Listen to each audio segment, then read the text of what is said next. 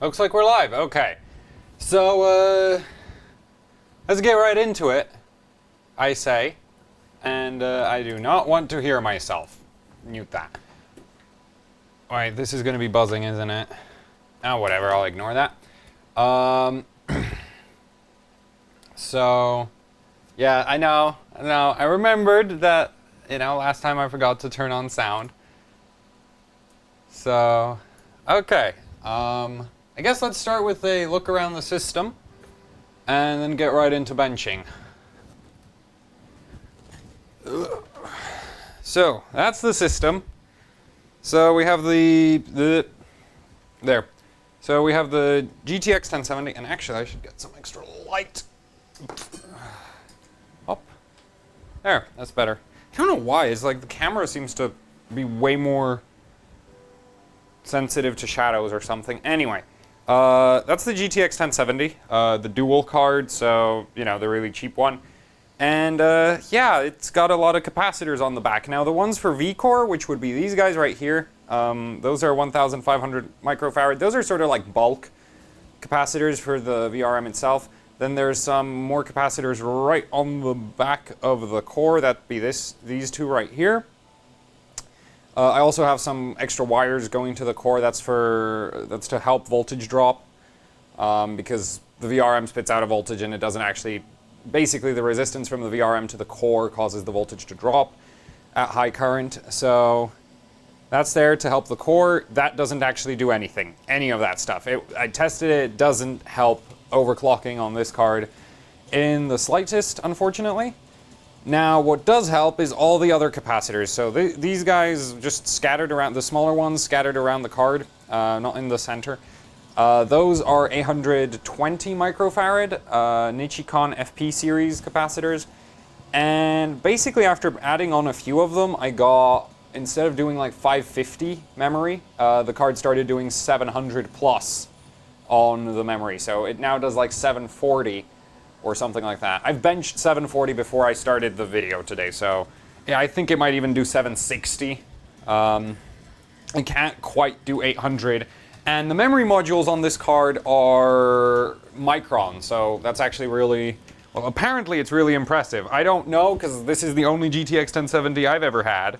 So for me, sort of doing 700 is the lowest I've had a GTX 1070 do.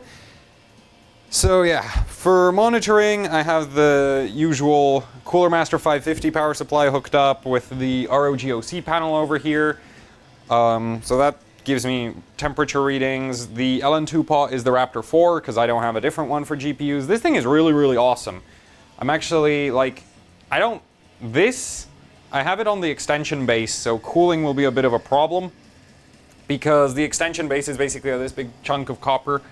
And that means I pour LN2 in the pot and there's a pretty decent delay before the LN2 makes a difference to the temperature at the core.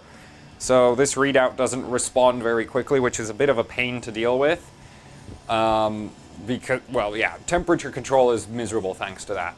Now, the motherboard is I'll just pick you up again. So the motherboard is the ASUS B350 Prime board. Prime B350 Plus board. There. It's terrible. It's really, really bad. 1.4 volts V-Core is well, it doesn't even do 1.4 volts V-Core. It does 1.387. That's maxed out LLC. It gets just about 1.4 right on the back of the socket. It does clock basically exactly the same as the Tai Chi does, voltage for voltage. It's a few megahertz worse. With the new cooler, the CPU actually does 25 megahertz more stable. Before I could sort of run 4 gigahertz, 25 megahertz. Right now it can do 4025 just fine. The memory is the Team Group T-Force 37. Whoops, dropped the webcam. 3733 CL18 2020 39 2T. 1.35 volts. This stuff does 3200, 12, 11, 12, 32 on this motherboard. It does even 28, but 28 for some reason performs worse. So, yeah, on Intel you always run like 12, 11, 11, 28, but here it does 12, 11, 12. I'll try train it into 12, 12, 12 or something for the stream today because 3D Mark Physics does actually care about memory performance somewhat. And the cooler, this is an Arctic AIO. This is the Freezer 240 with 2 Cooler Master Sickle Flow fans, just because these are fans I had lying around that are spare. So yeah, but it's doing a good enough job of cooling Ryzen for the tests I'm running today, so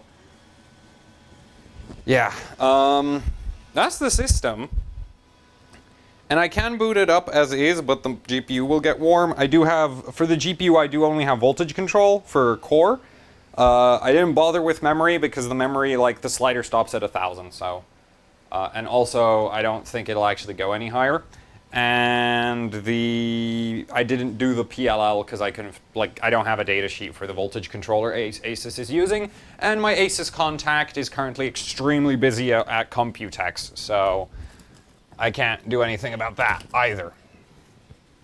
So I'll just go grab some LN2 and then we'll fire this thing up. I do have the multimeter for voltage control, for voltage monitoring. On air cooling, the card does just over 2 gigahertz on 1.2 volts. But the funny thing is, 2 gigahertz with boost disabled, which I figured out how to get around the stupid thing, scores better than if you have boost enabled and your peak clock in GPU-Z is 2 gigahertz. Like, the score is higher. So boost is just, like, the high clock you see does not actually, like, reflect the performance at all. 2 gigahertz manual versus 2 gigahertz boost is just completely different.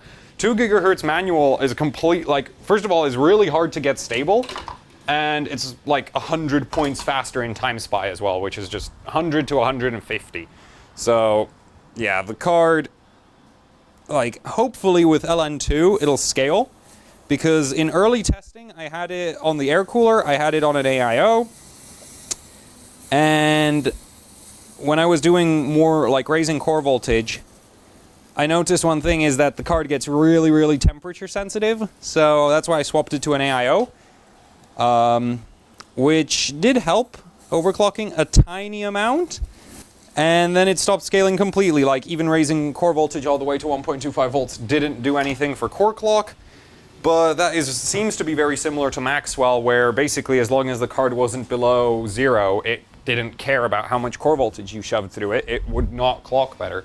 So hopefully once I put the liquid nitrogen on it and it hits like minus 50, it'll scale with voltage. I've limited the card to 1.53 volts maximum,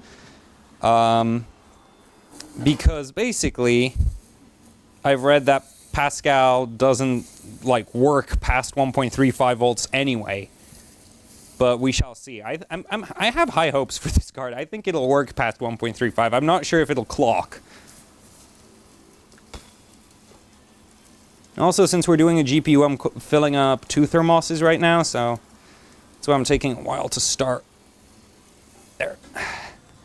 Whoops.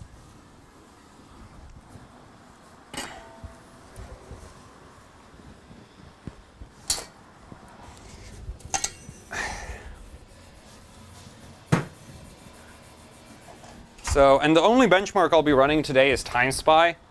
And initially I'll leave the CPU at 4025 with 3200 CL14 on the memory, just because I can't be bothered with dialing it in until I know how it sort of behaves. Well, let's go for it.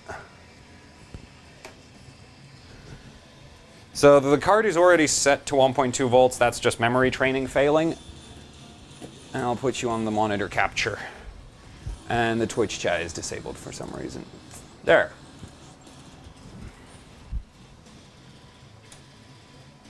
Yeah, okay, so I'll have to retrain the damn thing.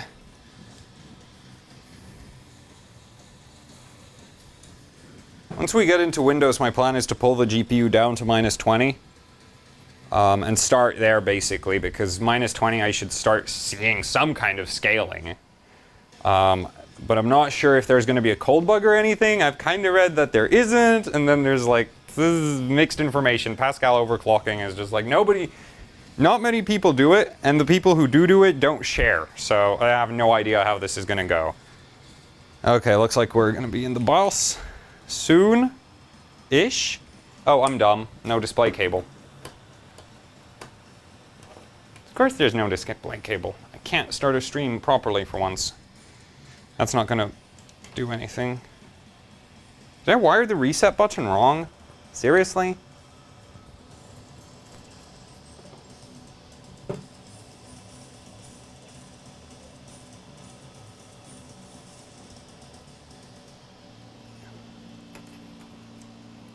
Okay, the reset button's just straight up not working. Oh, it's going to be Windows 10. That's why. Whatever. The nice thing is, even booting at 1.2 volts and the GPU isn't really heating up, so that's nice. I have all the time in the world. CPU fan error. Okay, I'll have to fix that as well. Kind of tempted to throw a fan on the VRM because there's not that much. There's some airflow.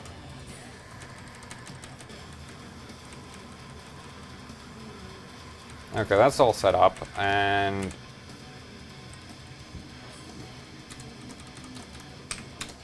disable there.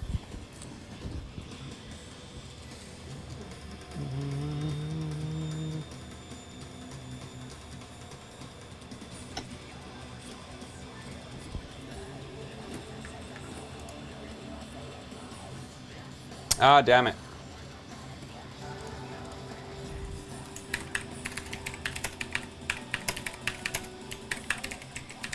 I forgot to rename the stream announcement video. Good at this, aren't I? There. GPU at 26. I'll start pouring.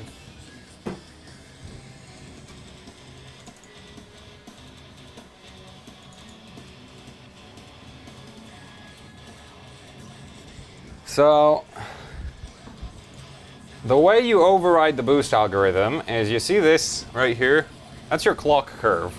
Now, because I have fully manual voltage control, as in this curve does not actually apply, I can do things like this. That's like a nice clock. There. And we now have 2 gigahertz flat. 750. Apply. And for this, I need the GPU. I can actually run it like this right now. So we'll just do a baseline with a system like this.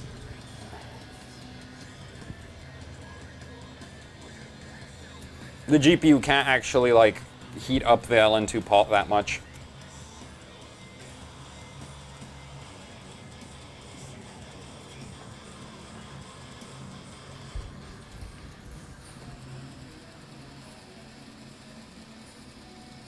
Someone's like, why didn't you save profiles? There's literally 2 sliders for me to play with, and it's like, yeah.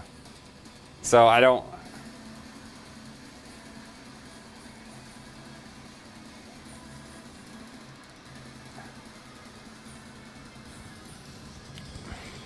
So we're at 1.185 volts now. I rewired the voltage monitoring since the video on YouTube where I said the voltage goes up under load.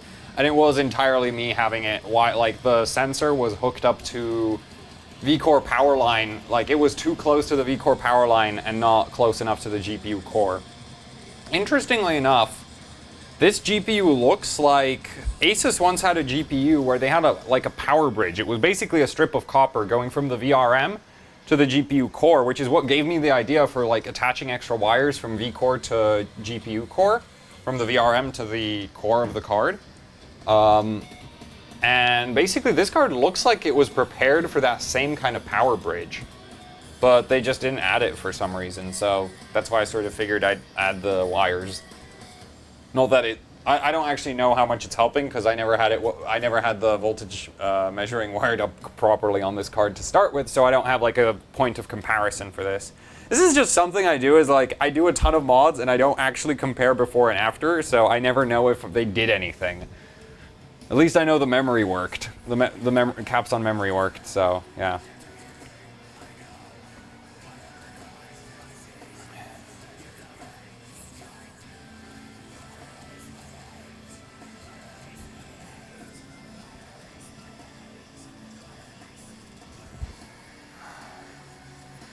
I am not studying electrical engineering. I'm studying system engineering, which is more programming with some hardware stuff involved. It's more like being an embedded programmer overall. Oh, that crashed. I'm only at 26. Oh well.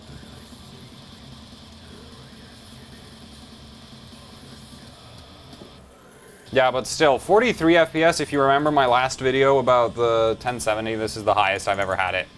Well, not highest I've ever had it. This is a bit lower than my highest so far. So, since this works, just crashes. I mean, we could lower the curve a bit. Like, let's see, 19, nope, stupid thing. 79, there. If we tweak the curve down a bit and run that, it shouldn't crash.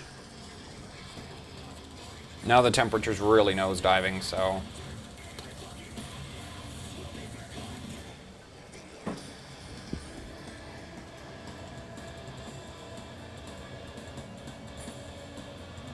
Yeah, one thing I read on the internet is that if you pull the card below 0, it breaks the top boost bin, or something like that, and then the card gets stuck 130 megahertz below max clock, but we'll have to see, we'll have to watch for that. This is still outperforming boost. That's the crazy thing I discovered, is like once you flatline that boost curve like this, the card performs faster than, like, clock for clock, it performs way better. So the boost algorithm is freaking dumb as hell. Admittedly, it can't hit the same clock as the, like, the stability also gets worse when you do it like this, so. Yeah, but basically the high clocks that boost reports seem to be just eye candy. They're not actually running, because that's the only way I can explain that. First of all, I score higher. Clock for clock, I just straight up score higher. And it's way less stable. So my assumption is that the boost algorithm, because apparently it can do something like 1,000 clock updates per second or something ridiculous like that. So there's no software on Earth that can actually reliably monitor that thing. Because like GPU-Z refreshes at 10 hertz at best. So you can't see the clock fluctuation in detail. And my assumption is that basically the GPU is doing some render scene, so the clock is super low. And then when it does something like it's waiting for textures to fetch, or, you know, it's waiting for data to get to the shaders, it just sits there at like 2 gigahertz and says, yeah, I'm totally at 2 gigahertz. And then the work comes in, it drops to 1700, does the work, and goes back up to 2 gigahertz. Because it just, like, it's slower, it runs cooler, it's more stable. Now, I'm not sure if you... Like, I haven't actually tried to overclock this card on, like, stock voltage with the flat boost curve. I guess that would show, like, give you some idea of what an accurate voltage reading should look like, but...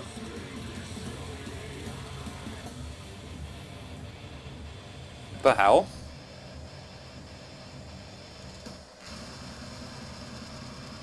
Getting 40 degrees on this thermometer. I'll have to check that with Afterburner. That would explain why it crashed last time.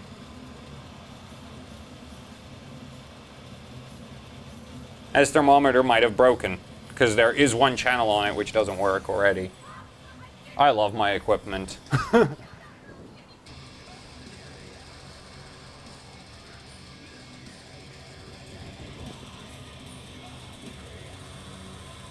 Bad mount? No, because my LN2 pot, this is for the LN2 pot, that's not measuring from the GPU core. So if the mounting was bad, right, I'd be reading a really, really low temperature here, and then I'd go into Afterburner and see that the core was really, really hot. That would be like bad mount. Really hot here with the core not hot is like, I don't know. I'll have to check Afterburner. If the mount is bad, then I have to remount, which I'm running out of... Oh my god, this is scoring so much better than it used to. Like, it's so much better than it used to be. It's ridiculous. Okay.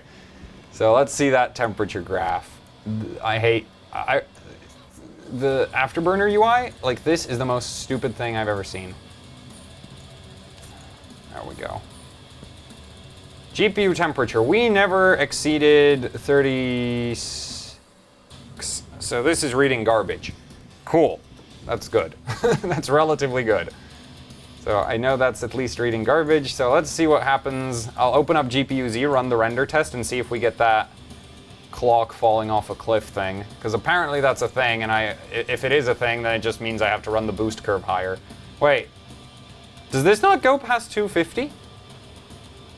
Oh, you gotta be kidding me. Can Precision edit this?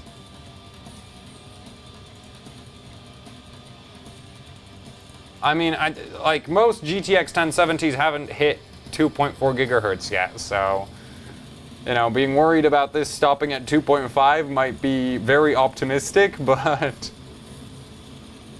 yeah, let's start that render test. We're at 1974 proper. That's just poor.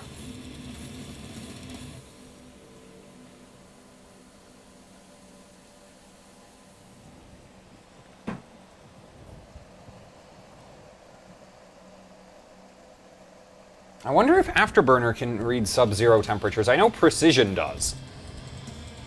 Though I guess it also depends on what GPU you have, but I haven't yet seen an NVIDIA that couldn't do it.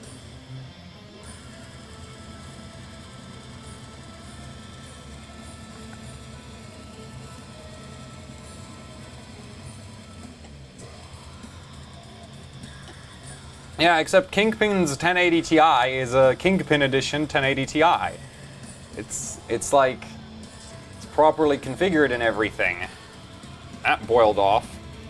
I hate how GPUs burn so much LN2 compared to CPUs. Like, it's insane.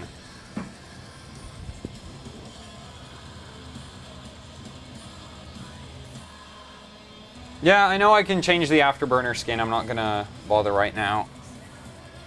Moment of truth, we're gonna be crossing the 0 any second now. I really hope this doesn't have a cold bug, because that base does not work well with cold bugs. -1. I'm still holding clock. I guess... Did I seriously just so break the boost algorithm I can run whatever the hell I want? That'd be awesome!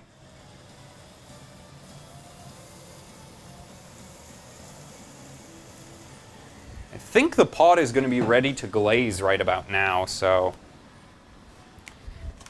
Which reminds me, I need to get the faithful hairdryer. Most extreme hairdryer in... Well, actually, no. I know a few other guys who use hairdryers, but...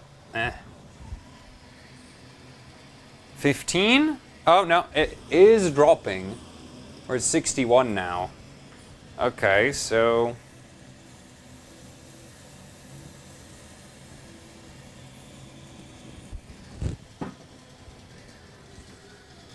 But I didn't, like, it lost 10 megahertz. I don't see the problem. Well, that's good. I won't complain. -6 on the thermometer, so... 8.5. Oh, it keeps going up and down. I think if I turned off GPU-Z, it could probably nosedive, but... The thermometer might actually be reading trash. That's also really... Wait. I'll try to turn it on and off. Nah, seems accurate. No, that's ridiculous. There's like 20 degrees of difference between these. Where's my other... There's a little dongle for the multimeter. I need equipment that I can actually go like, yeah, it's reading a temperature that actually seems reliable. And this is not reliable because there's no way the GPU can read lower than the thermometer. That's just not supposed to be possible. Unless the GPU is completely broken. One of the two is not reading right, and now I'm paranoid. I mean, I guess I could take another probe and stick that in liquid nitrogen, but that would be like that wouldn't confirm if it's the thermometer, because it could be the probe alone that's broken.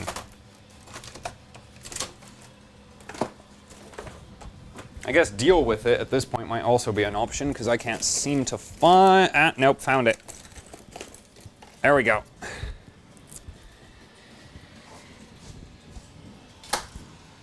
Okay, so the thermometer evidently is not going to be... Well, that'll at least glaze up while I have it sitting on that. So now that's stuck at 18.4.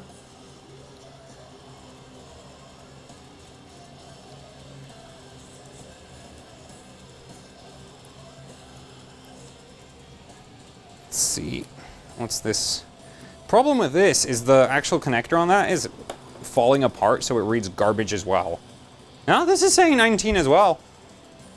This one's off by like 1 degree compared to that other one, so I guess the GPU temperature readout is just completely trash. Cool. I mean, that's not really surprising considering the GPU really doesn't need to be able to read negative temperatures.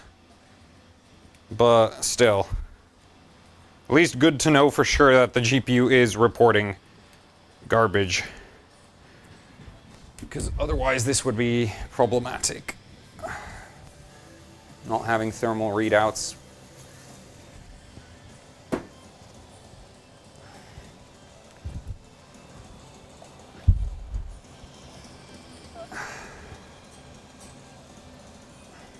Voltage.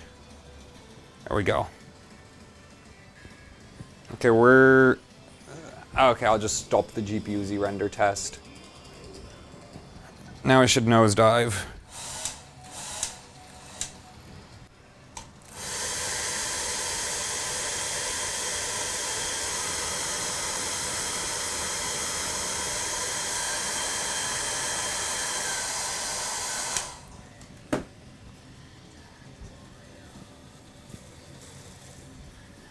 That sounds a bit better. I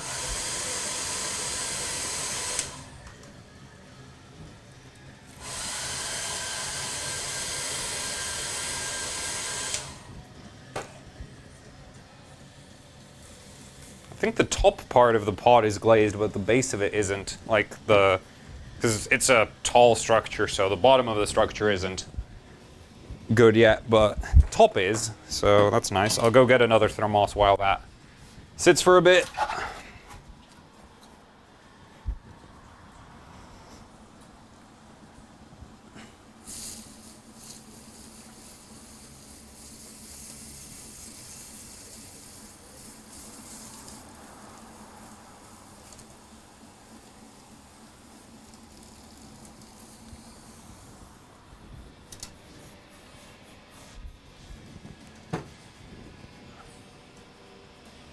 Minus 40 according to Afterburner. Minus 30 on the thermometer, though.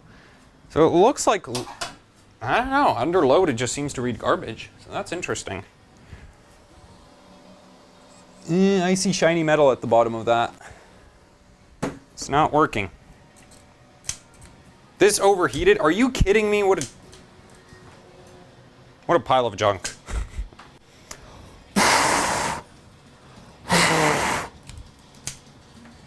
Oh well, we'll LN2 the freaking hair dryer then.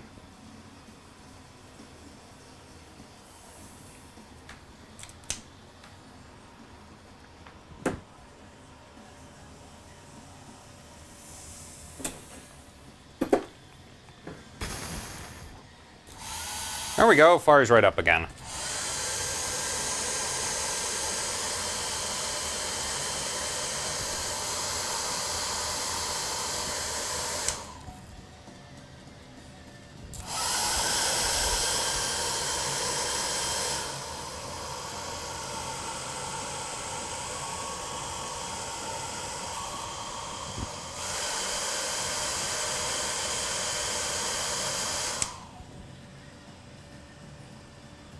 Yeah, so basically, what I'm trying to achieve right now is that all the way to the bottom, it is covered in that thin layer of ice, I guess. It's not really, like, it's not ice, it's not smooth, it's sort of, not the kitchen. The wire out of the way. There.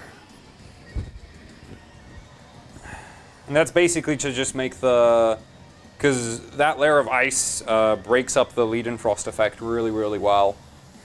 So, because it sort of soaks the LN2. Yeah. And that basically makes the LN2 pot react faster to pores. So it can also transfer more heat faster, so. Though I don't think the GTX 1070 will put out enough heat for this LN2 pot to ever need its full capacity of heat transfer rate, but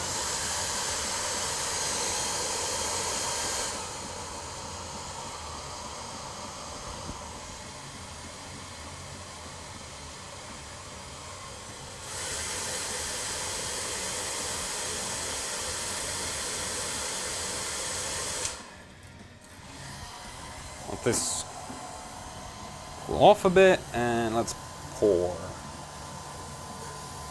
Yeah, this is more like it. Now it's going. And we're getting ice on the back of the core, so it is cold. I want to pull the GPU down low enough that I don't have to worry about that. Because it does go up by seemingly 10 megahertz for me, when apparently it's supposed to go up by 130. Yeah, we're still at 1961 core clock, so that's great. Also, this is funny. It's all the throttle reasons. Minus 40.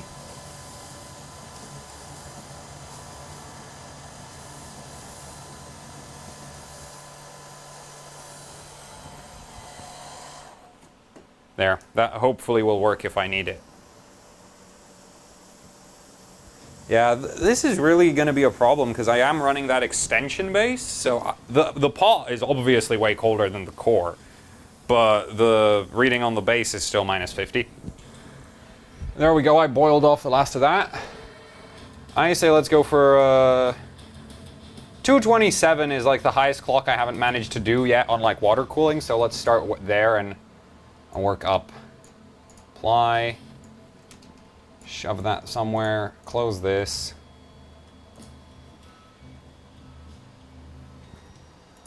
And run. And which one's still? There's a good amount in this. Yeah, the temperature is super unstable.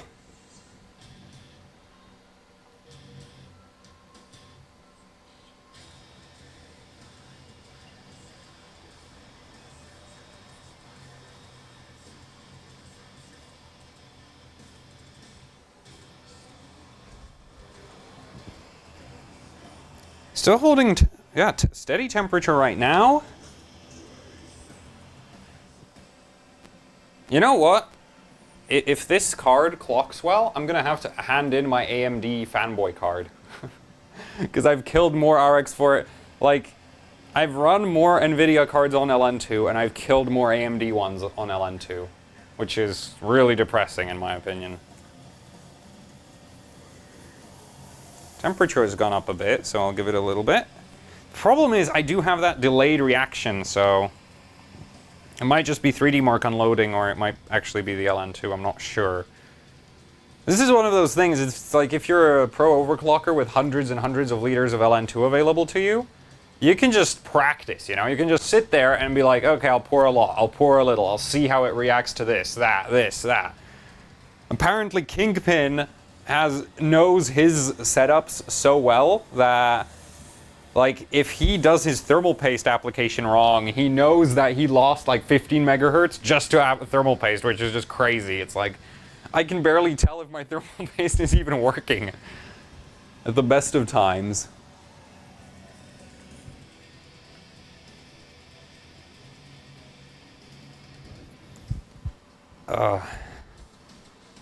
Somebody's like, just think of all the stuff I had to go through to get the card to behave.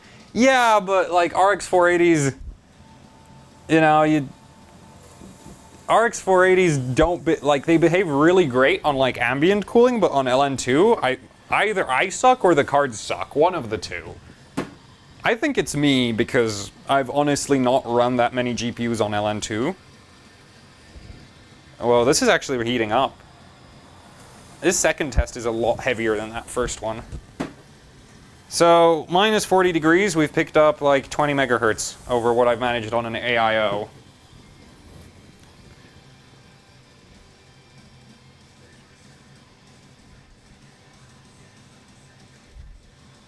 The good thing is I have Micron memory, so I don't think I have to be worried about the memory freezing out. Because that's a real problem on like a lot of Samsung-based cards. You pull them down and the memory just gives up on you.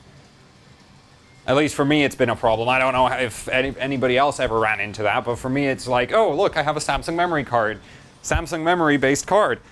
Pull it down under liquid nitrogen, loses anything from 100 to 300 megahertz on the memory. So, yeah, it's not good. Okay.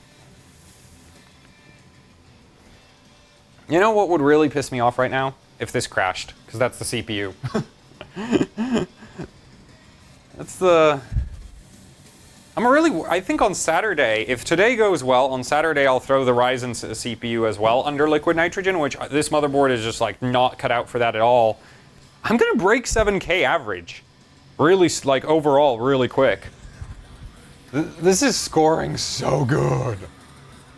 I love it. I absolutely love it. Okay, let's check out the core clock under load.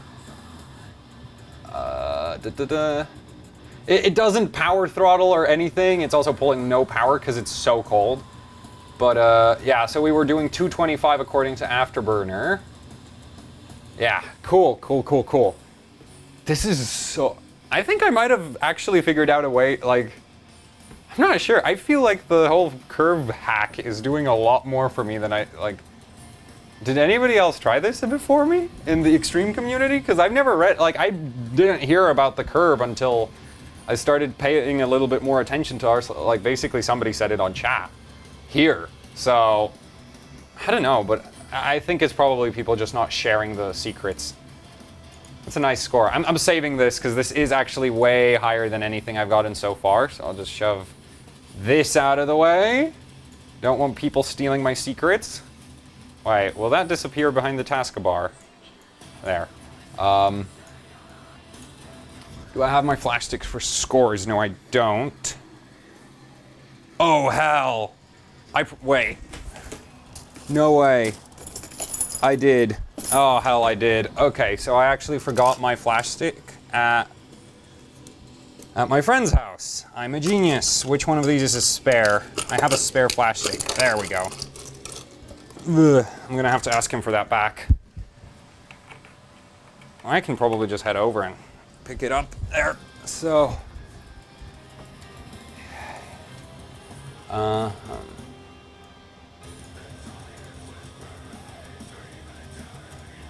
I behind on GPU Z updates? Yes, I am, but is it gonna be legal? It's probably gonna be legal. Better be legal. It shouldn't. I don't think there's like a major update, so should be okay. Oh, I opened them too fast. Okay, now I can get it like this. So, memory. And I also need the motherboard tab because this is the ASUS competition, so they want everybody on ASUS motherboards. Let's see, shrink this a bit. Main board. And full screen. Save. 3D, time, save. There we go. I don't think I missed anything. How's Windows 10 working for me? I don't use it daily, so I don't really have a problem with it right now. Okay, well, let's go up from here. I really wish I could just leave all of these open. Actually, I can, because I don't have the CPU maxed out or anything, so... Since this is sort of just like test runs, I'll leave these all open, and if everything goes well, we'll just keep going up and up and up. Memory, yeah, okay. So, curve, 250. I'm gonna go up faster because I don't want to be here all day. Alright, there, I need the check mark. So we're now gonna go for a 250 run. Well, it's gonna be like a 240 something. Need to pull down again. This is properly glazed at this point. Back of GPU core is freezing up nicely.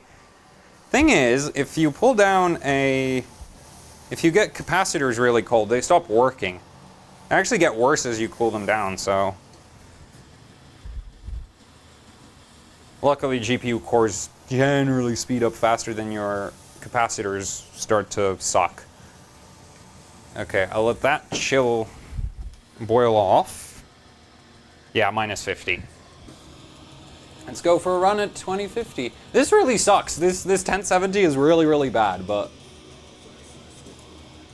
like, because this 1070 on stock only does under 2 gigahertz, so yeah. That kind of sucks. I really didn't win the lottery on this thing. Oh. It's a bit dark on the Twitch stream. There.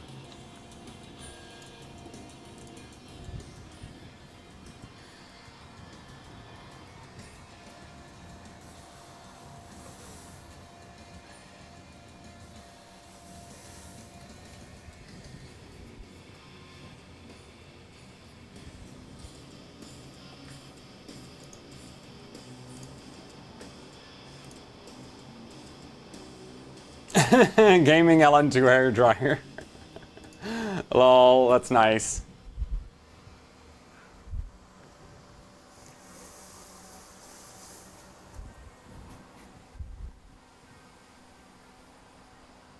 Now, does seem to be relatively quick to respond, I think. I'm not sure. Either way, it's not minus 50 right now, so. And I mean, I don't even know whether cold bug is, so flopping around at minus 50 like this is probably really just lame for me, but still. I don't want to nosedive it and then find out like black screens at minus 80 or something, because that's very realistic. Like that's very possible. So.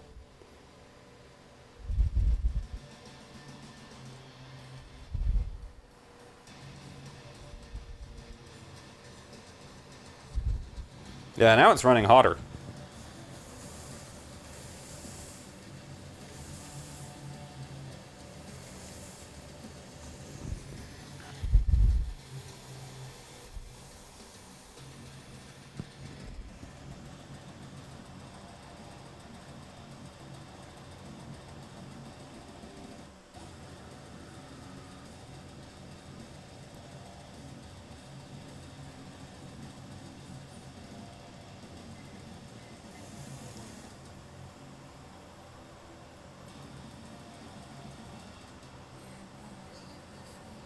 This card sucks so bad though that it needs this for 250. But maybe it'll do like 2000 on this, because we haven't seen it crash yet.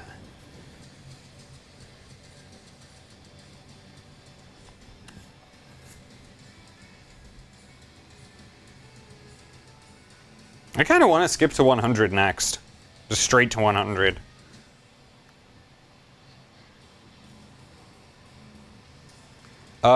The guy who asked music. The music in the background is Tyrant of Death. So, yeah. What did I miss now?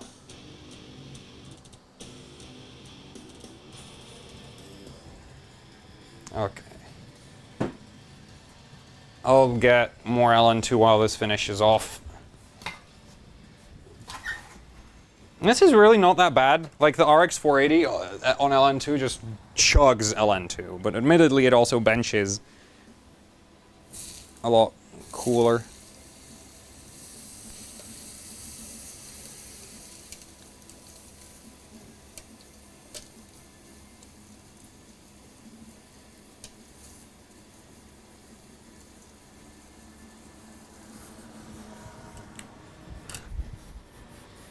Seem to have lost my skill for almost filling the thermoses up. Yeah, this is like half empty, damn it. That's why I keep having to refill. More.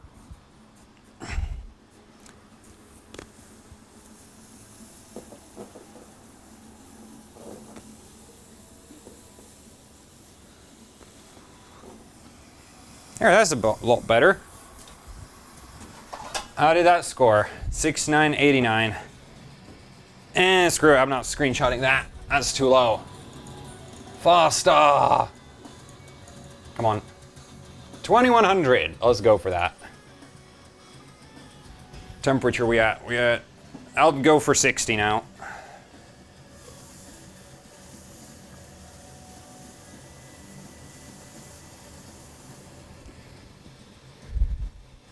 The crazy thing is, once you get a pot glazed properly, you pour and it basically instantaneously evaporates.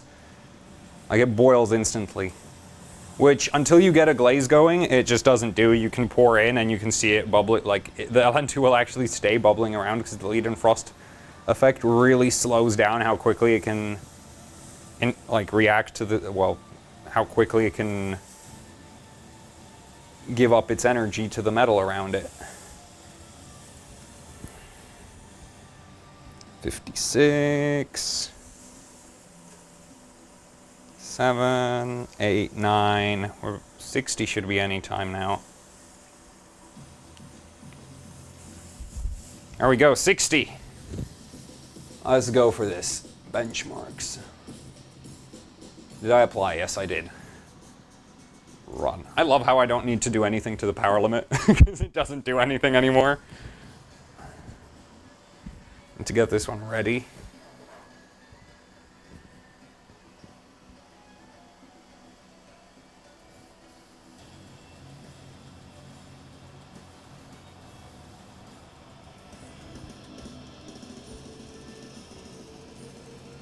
See, I actually had the idea of shoving cloth into an LN2 pot, and it doesn't seem to work. And plus, glazing a pot is not that difficult. It happens over time on its own. And, you know, you just stick a hairdryer down it and bam, done for a little bit. It doesn't take up so much time in prep. But one thing I did suggest regarding the glazing thing to Der Bauer is trying to use like a copper wool for the internal of an LN2 pot, and he said he tested it, and the results were amazing. The problem is he has no way of getting it, like he had to solder the copper wool into the pot, so there's like no proper way to make it part of the LN2 pot proper, and so he doesn't want to, like, he can't manufacture it reliably. And apparently it like made a big difference to how quickly you could pull down, but just not it's not manufacturing wise viable. So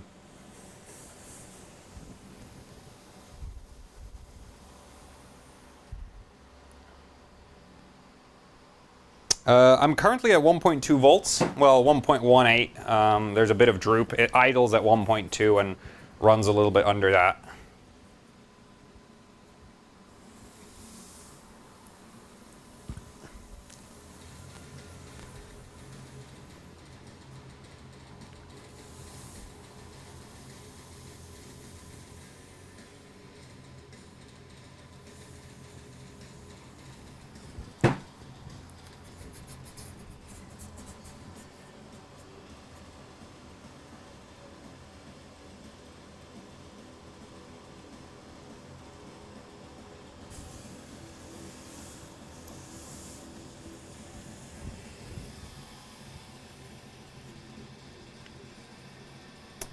Yeah, I saw, well, Pascal problem seems like the internal power management of Pascal is just weird.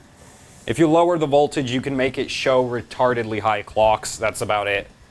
But you can't actually run them, so, and it also doesn't perform. But if you give it the right if you crank up the voltage and run high clocks, it performs way better. It just doesn't clock as high, so, on high voltage. So I think it's just like whatever's managing the card is like, oh yeah, look, the voltage is super high. Let's not actually run the card properly at all. Final test. I'm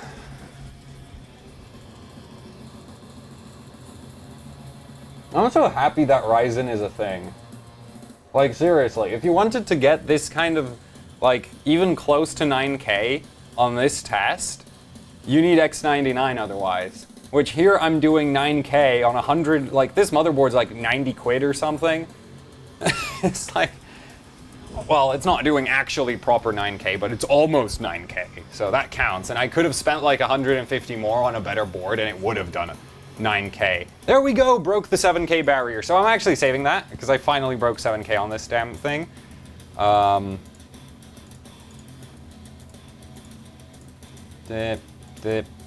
All right, this thing. Gotta go. GPU Z. No, you. Full screen. Save. 3D time. LN2. Saved. Okay, and let's go for 220. 2020. Actually, no, let's go for 2050 first and then go to 2020. Just because, you know, it's like 100 megahertz skip is a bit much, even by my rather lax standards.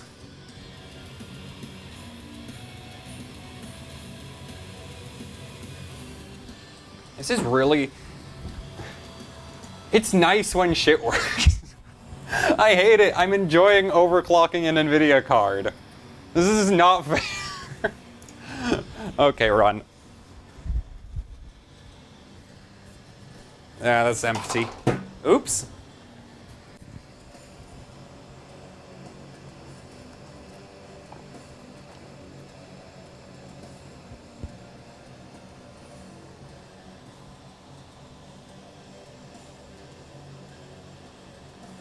One thing I'm kind of maybe slightly concerned about is I've not LET, like, plasti-dipped the entire motherboard properly, so I'm not sure how well the insulation is going to hold up here. Because usually I have the entire motherboard covered, but I didn't really feel like doing it for this one because I might end up messing with the VRM section, and then it's just like I'd have to remove it. And then applying another layer onto a partially removed layer, it's just kind of messy. It's not that it doesn't work, it's just ugly. Which, quite frankly, this is still ugly, but I use orange towels for a reason. I think they look cool. Not because they're actually functionally better than, like, other colored towels, so, yeah.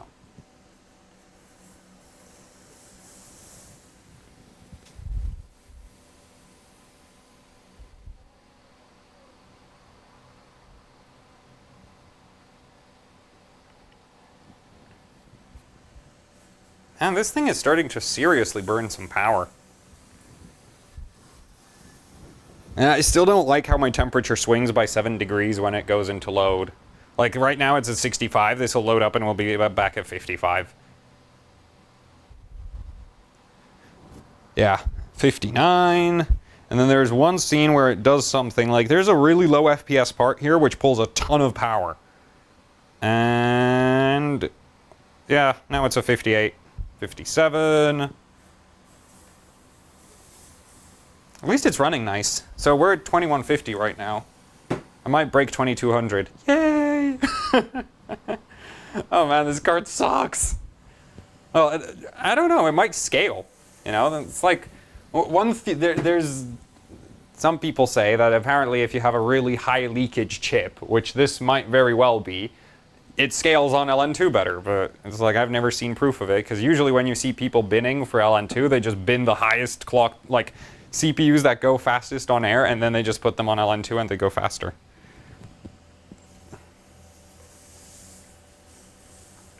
Or they bin like really high clock chips on air that need a ton of voltage. That's like the other alternative. So like high leakage, high clock chips, not high voltage crap clock. Those never scale apparently, so yeah. There we go. The hard part of my job is done, so now I'll go fill up the other thermos.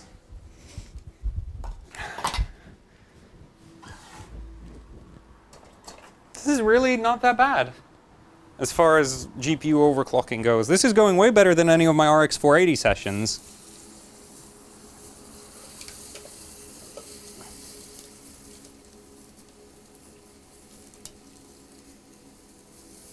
So I guess I just sucked at overclocking back then and don't suck nah, that's not gonna be it.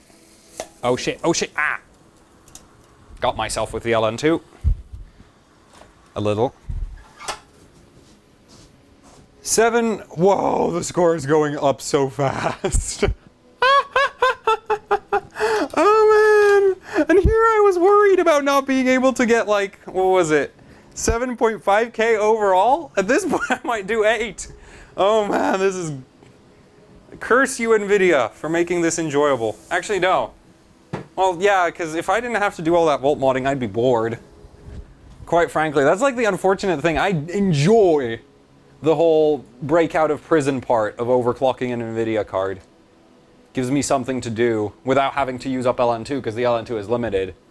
It's like, if I can stab around a card with probes and a soldering pen, then soldering iron, then I'm having a good day. The better day is when I put that same card on LN2 and it actually works properly. So, all right, I need a screenshot. Full screen. Save. Guy was really worried this was gonna suck really badly, but it's scoring so much higher and higher and higher. It might be because I'm running that flat curve. I might be outscoring guys clock for clock even. But I'm not sure. Let's go. That's a bit loud. Where's my voltage curve? 220. Well, 2200. Apply. Man, if this runs, that'll be awesome. Oh, yeah. Let's go. Well, actually, I should pull down first. I'm going to pull down to minus 70 this time. I want to step it down as I'm going up on the clock. And now I'm really starting to get that LN2 volcano effect. Well, the reversed flow. Because it's boiling so violently.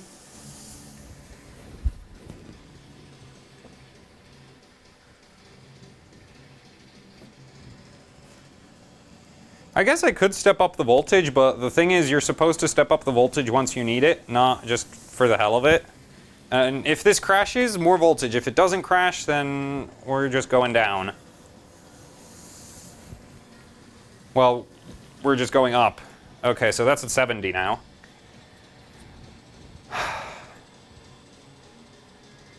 Now the temperature readings are completely and utterly buggered. Okay, wait, this is going to be a problem. The temperature readings... Well, actually, no, it won't be, because this card doesn't have a boost curve! Suck it, NVIDIA!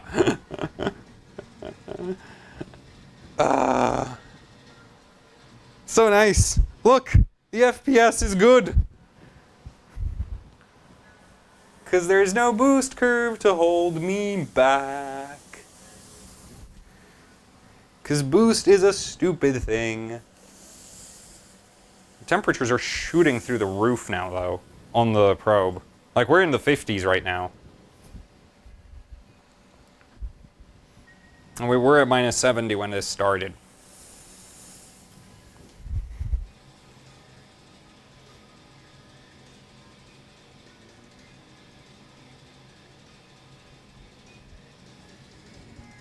At this rate, I might get like really good at overclocking Pascal, and then I'd have a good reason to buy a 1080 Ti and take the 3D Mark record. That's not happening. Oh, 3D Mark record on Threadripper, that would be cool. That'd be really cool to have that. That'd be like the first time ever that AMD is relevant. Well, I guess I could almost do it on Ryzen, but 16, like the 10 cores still have an advantage over the 8 cores, especially the Skylake 10 cores, because they clock so high. Yeah, but it's diving the temperature, like, it gets really power hungry. Like, we're up by 20 now.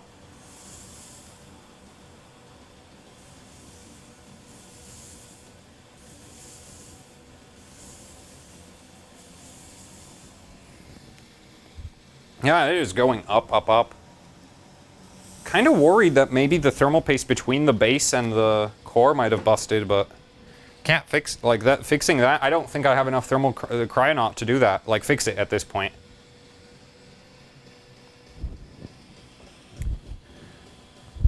How hard would it be to get Buildzoid and Kingpin to meet up? I almost got to go to Computex this year. Almost. It's just I have a exam in like on Monday. So, is it Monday? Yeah, it's like I have an exam really soon now, so it was just like I couldn't go. So, yeah.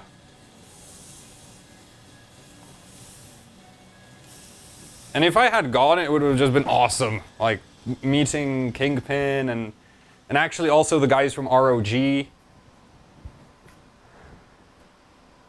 Could probably actually get my hands on an e-power before they're launched on the internet if I did that. If I got to go to Computex.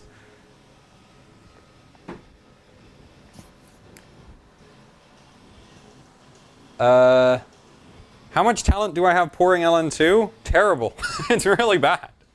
It's a 50 again. Okay, I'm starting to think this thermometer is broken or the GPU is just, like, being freaking weird. Because these temperature readings are making 0 sense to me. Like, it goes up by, like, 20 degrees. Wonder if maybe the mount isn't going? Because some of these, it's like, I always get super careful with, like, tightening the screws on GPUs because I'm so worried about, like, yeah, it just keeps going up. I don't have the stupid bug that everybody's like, oh, your clock starts doing stupid things. And that clock ain't doing nothing stupid. Oh, yeah. This is scaling and scaling and scaling. This is too easy. I thought this was supposed to be hard. Where did my curve go? Oh, there. Oh man, this is too easy. This is way too easy. Because I always thought, it's like Pascal is hard. No, it's not. It's easy. It's real easy. You just need to break everything. First you need to go around the card, breaking all the things, and then it works. The way it's meant to be overclocked. My way, not NVIDIA's. Can't believe it. Like, I was worried about not doing 7.5K overall, because on air the card was scoring like 6.3K, and it was just like, oh, it sucks. It sucks and I don't know what to do. I bet it won't scale, but oh my god, the score is just going through the freaking roof. Well, I guess 2025, here we come. Fly. This is too easy. I just need to push the freaking slider. Oh.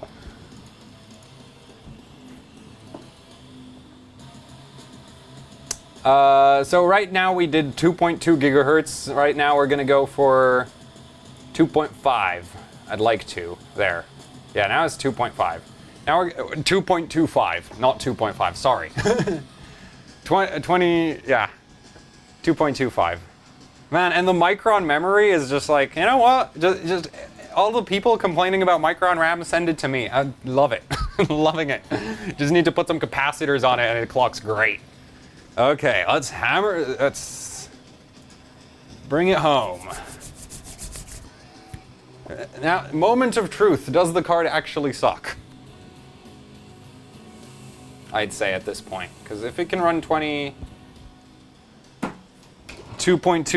gigahertz, then it's going to be good. To the guys who are like, yeah, I would do AMD, this is a Ryzen system, okay? So I'm doing AMD. I'm just doing AMD. Just doing AMD different. This is not fair. I want to take a drink. Why does this thing need to be so LN2 thirsty? Wait, seriously? Do I need another water bottle? Where did my other bottle? I swear I had a... Yeah, okay, there it is. And pour, pour, pour, pour, pour. Or this thermometer is busted, one of the two. God, this thing is going up. Like, it's a 40... Like, it's hitting minus 44. Not crashing, though.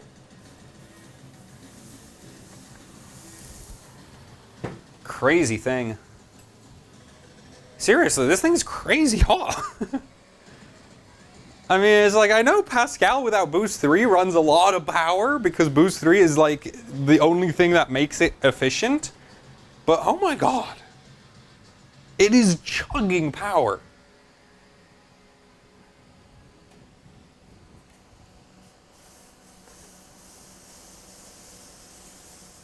I'm gonna open with a pour. What would happen if I poured water instead of LN2? I'd get a whole lot of ice.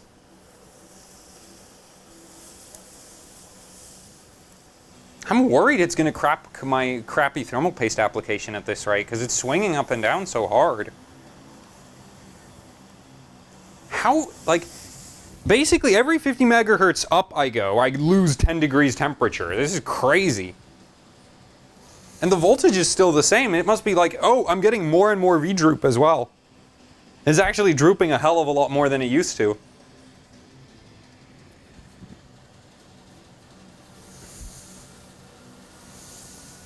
This is freaking crazy power hungry. Like, theoretically, power draw should scale basically linearly with frequency, and this is... Okay, no, this thermal probe is busted. Yeah, now it's at minus 80, apparently. This thermal probe is busted. God, why can't I have equipment?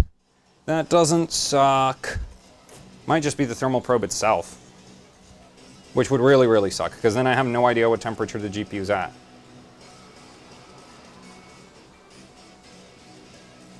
Is it the wrong way around, perhaps? No, I have it plus to plus. I'm confused. It's at minus 90 apparently now, and then it was like minus 30 in the tests, but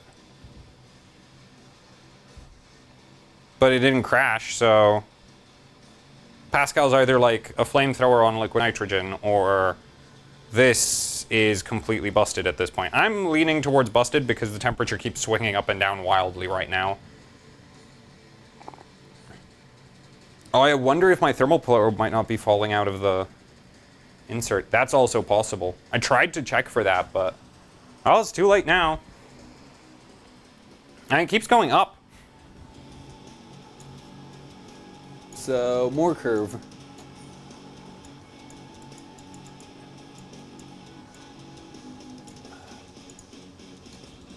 If I hit 2.5 gigahertz, I'm gonna be so happy. That's gonna be awesome. But yeah, this is like, I need better probes. Well, no, not better. I need better like this side equipment, not that. That's fine.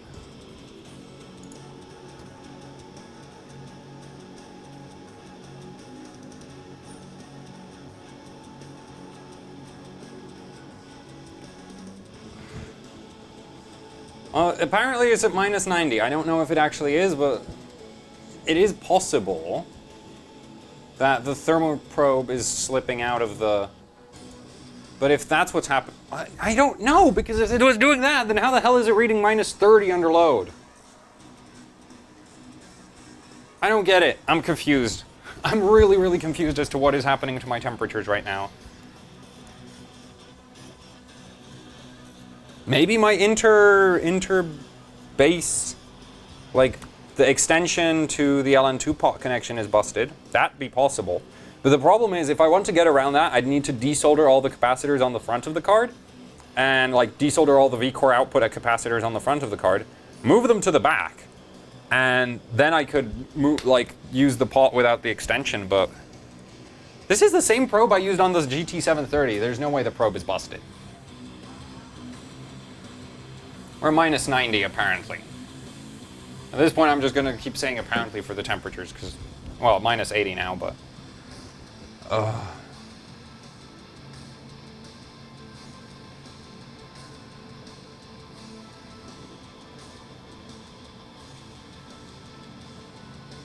What would I give to have a fluke thermometer?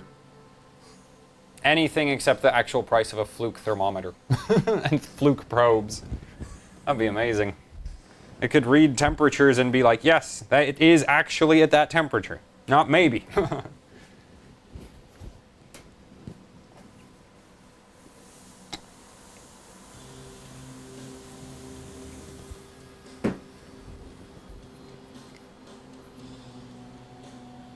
And a fluke voltmeter.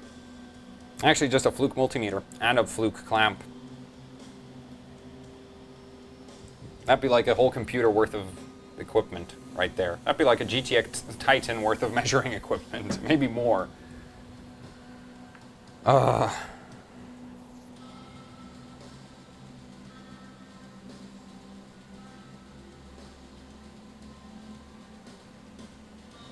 People talking about Linus Tech Tips being entertainment. I wanted it to be entertainment. Honestly, it's like when I started these live streams, my idea behind it was, yeah, I'm gonna do overclocking live streams that are entertaining. I'm not sure if that's what I achieved, and I'm accidentally more educational than I am entertaining, because now everybody wants my opinion on everything. Oh, I crashed. It crashed. Okay. So we're first crash of the day. That is a hell of an achievement. Well, I mean, you know how we solve crashes. More V-core. 1.2, I'll give it 1.27. 1.28, it'll droop under load. Hopefully the VRM won't catch fire, but this is a 6-phase VRM on this card using Ubix Semiconductor 3054s and 3056s. Those are relatively okay. They're not the most efficient, but they do have a heat sink, there is some airflow over them, and they're kind of warm. Not really that, not outright hot. Like, they can do well. They can run good. They're not perfect though. So 2.3 gigahertz and it's finally crashing. Give it more juice and we'll, wait, do I actually, oh, I have, whoa, it is now using a ton of LN2. Or it's me not knowing the temperature that's using a ton of LN2. One of the two. So I'll go get another fill up and then we're gonna go for another run. Where did the little LN2 pour thing go? There.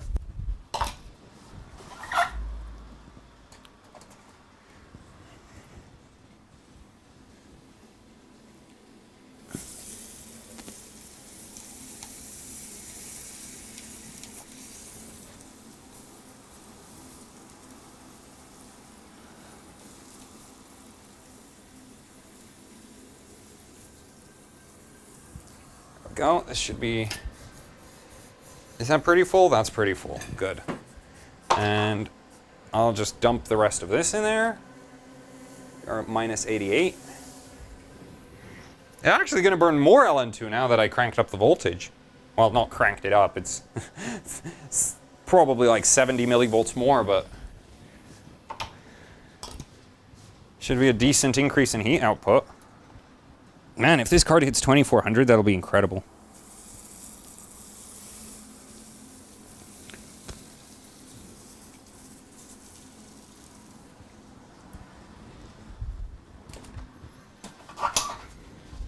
There we go. Okay, so we need to run again. Minus 90.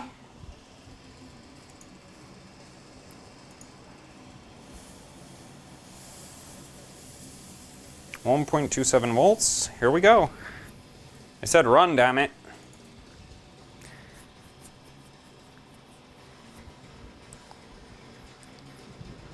Yeah, I know, the temp reading in Afterburner has been broken for a bit.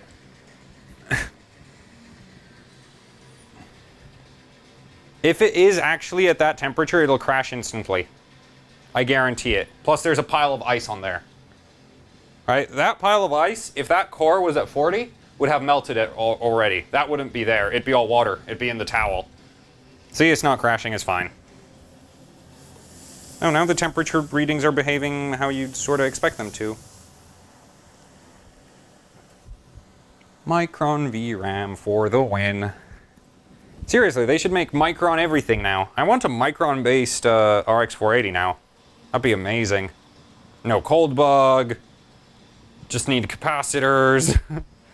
Because apparently the GTX 1070s, when there was a whole lot of, like, people would have black screens, apparently because the memory voltage was too low.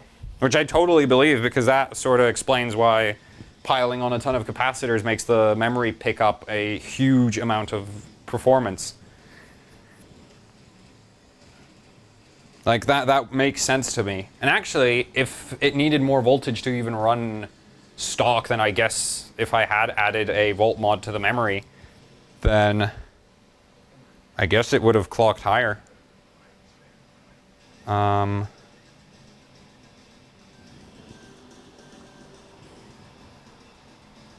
FPS really bad?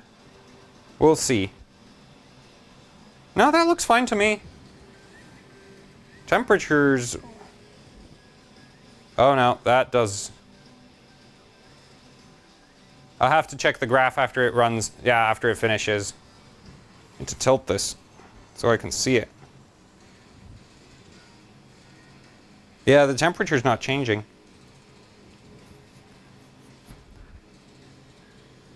I wonder... Might be... Oh, it might have cold slow. That's possible. We'll see. We'll see. I'll check the clock graph.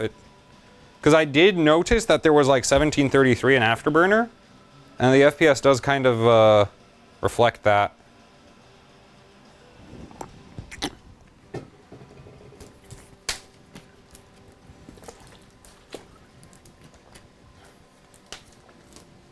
Maybe my mount went.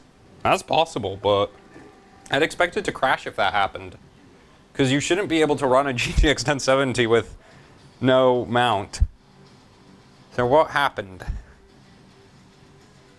I mean, the FPS is really bad, so I'll just escape out of that.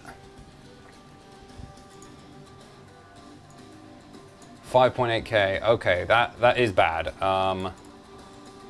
Where did the monitoring go? Okay, wait. Settings. No.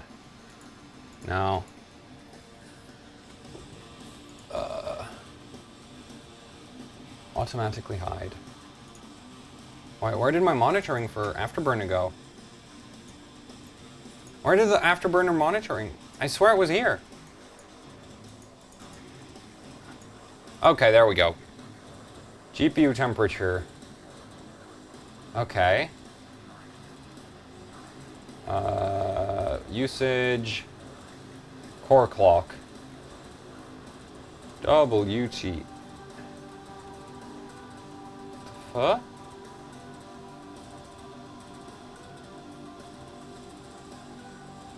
And then I'll warm it up. I'll warm it up, drop the clock, and see if we can run a lower. If we go back down to 2.25, right, it should run. That's what? That's 2240. So I'll let it warm up a bit, because it ran when it was warmer. At minus 70 it ran. I might just have a cold bug. I mean cold slow.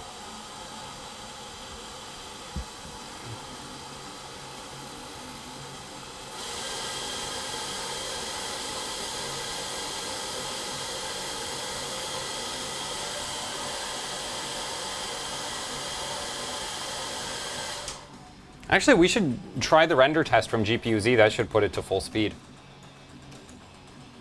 Start render. 2240. No, now we're back at 2240. Okay, so I'll check that. It might be cold slow.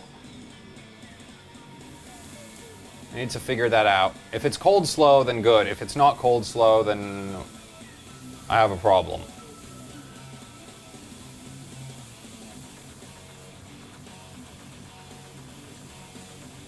It is very likely it's cold slow, because the temperature bouncing up and down could be the internal diode that the GPU uses for temperature sensing freezing out, and that could cause the boost algorithm to freak the hell out and lock me at 1733. So we need to pour. Also, it might drop PCIe speed type, which if it does that, that would also affect score. This is costing me a lot of LN2 to test this. This better be worth it. Minus 80. We're still at 2240. We're starting to see the temperature thing. 2252. 2240. Okay, minus 90. Here we go.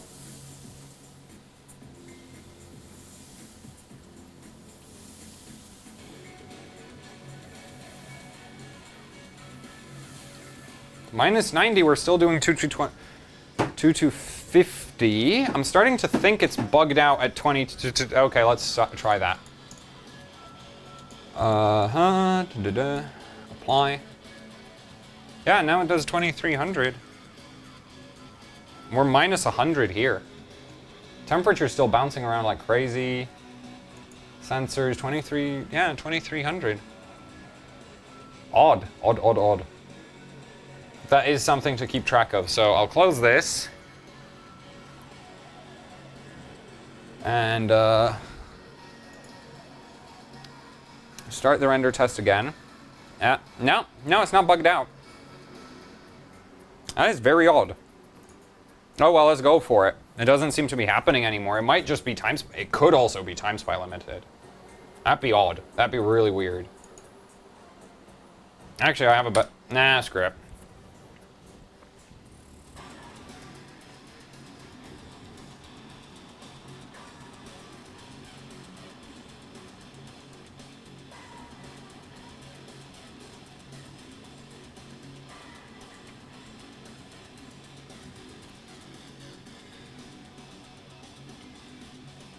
What did I not reapply? We're running 45 FP, 40.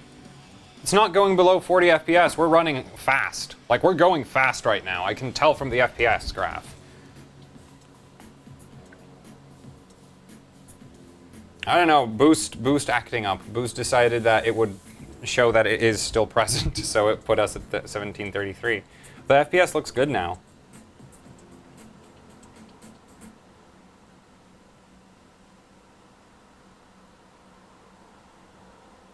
Oh, I did not reapply when it was slow. Okay, yeah, that makes sense. I need to keep my eye on that temperature probe, though.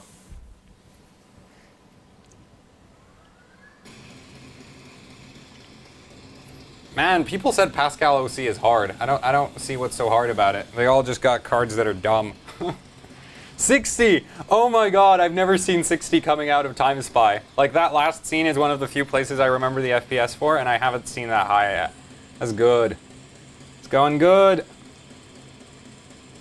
How much power is it drawing? Well, let's see. I'll eyeball the... Give me a second. So this is really heavy. We're pulling about 1.7 amps, and I'm on 240 volt, because I'm in the UK. Yeah, now the FPS is good again.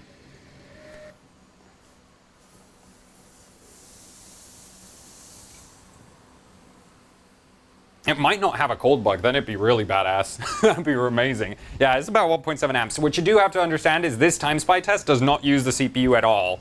The CPU sits idle. If we were running something like 3D Mark combined test, I imagine we would be seeing closer to like 3 amps, maybe?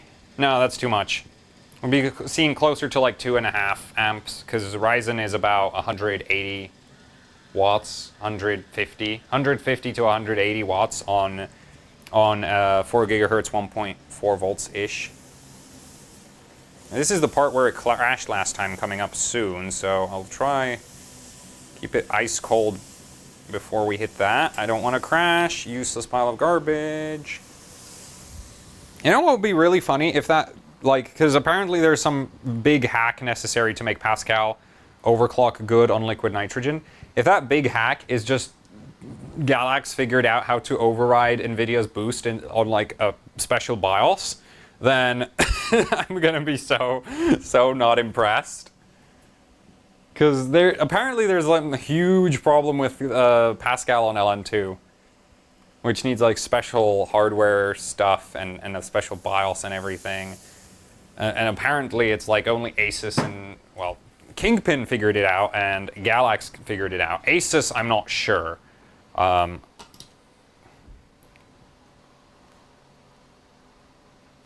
Damn right, almost 7.5K. Woo!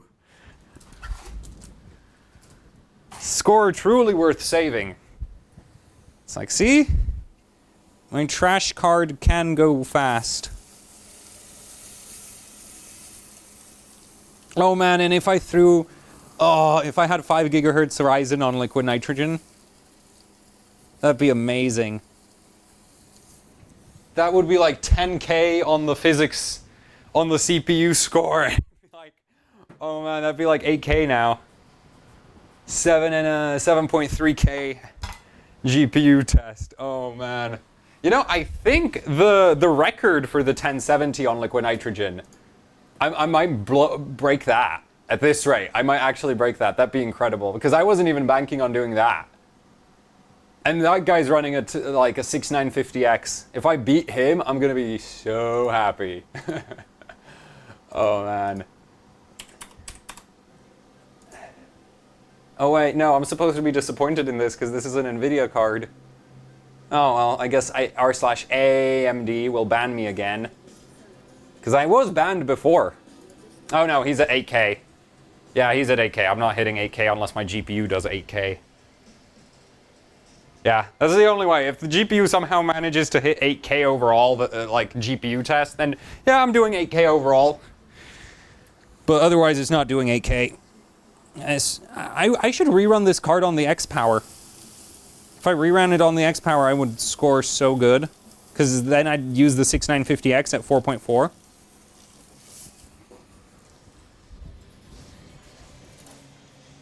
and it'd be scoring like 11K or 12K in the CPU test, and oh man. I wish I had, like, if I had an well, no, because X99 is on the way out, but if I had an X99 ASUS motherboard, then I could run that, but decisions. An X99 is still expensive. Ah, that's a nice score. It's a really nice score. I wonder what his GPU score was. Whoa, his GPU score is like way higher than mine. What was he at? He was doing...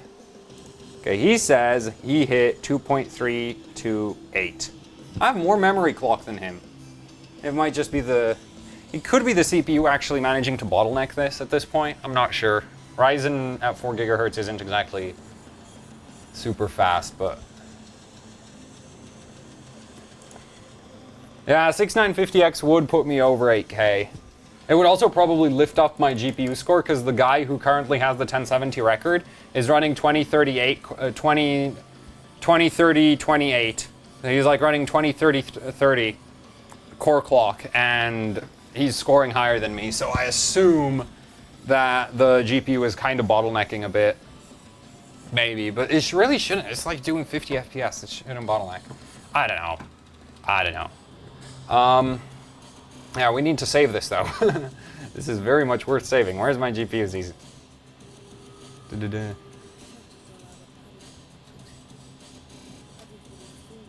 But at least we're gonna have a good score for the ROG OC Showdown.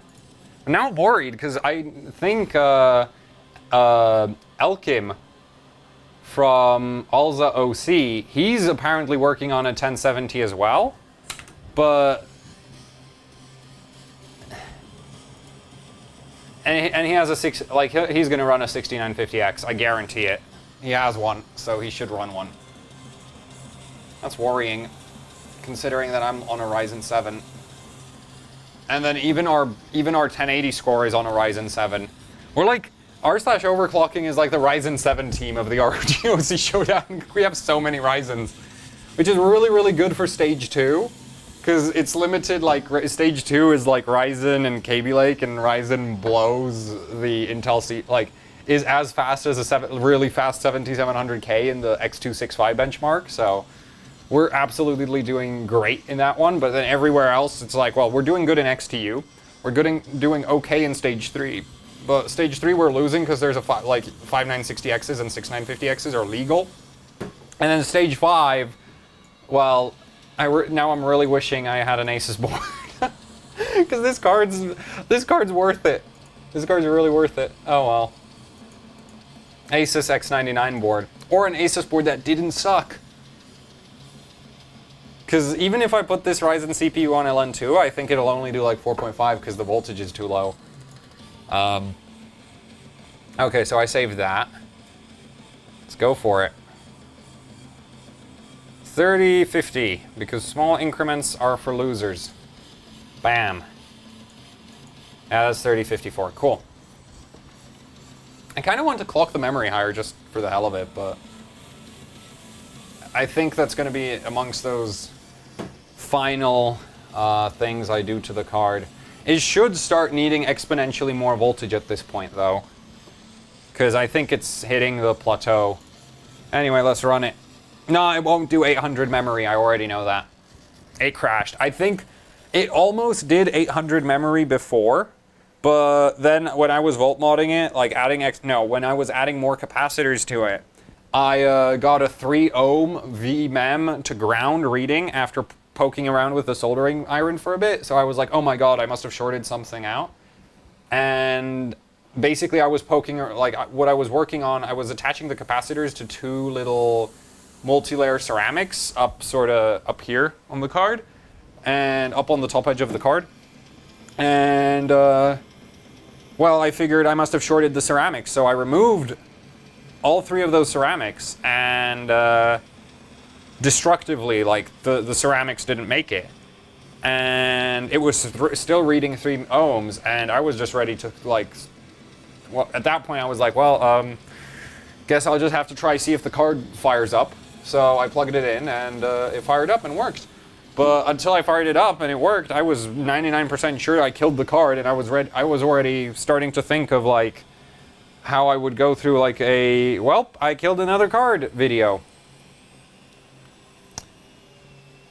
Man, it didn't crash now. This card is not fair. I am literally cheating with this thing. This thing is so fast. See, you're not supposed to buy high bin NVIDIA cards. You're supposed to buy the lowest of the trash bin, and then they scale on voltage and don't cold and run good on LN2. Here's the thing. 3 ohms to ground when memory is normally 80 ohms to ground is terrifying. So, yeah, I was prepared to call it, like, I was prepared to call the card dead. But then I booted it up and it, like, booted it up. So I took it back off the system, checked the resistance to memory to ground, and it was 80 again. So, I don't know, maybe like the low side maybe some of the MOSFETs in the VRM got triggered by static or something? I'm not sure. Like, that shouldn't be possible.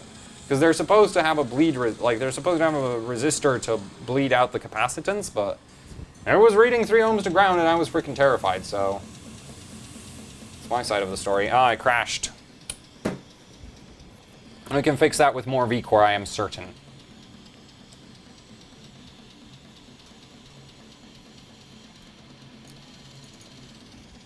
There we go.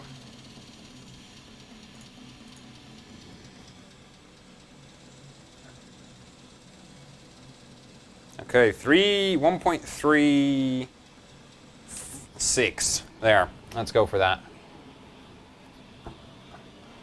Yeah, reapply OC after crash. I learn. I'm not that dense. It's a bit warm. It is starting to really use LN2. What's this one? Yeah, this one's still full. Well, that's good. Still minus 87. Cool down, damn it. Chill out. There we go, let's run.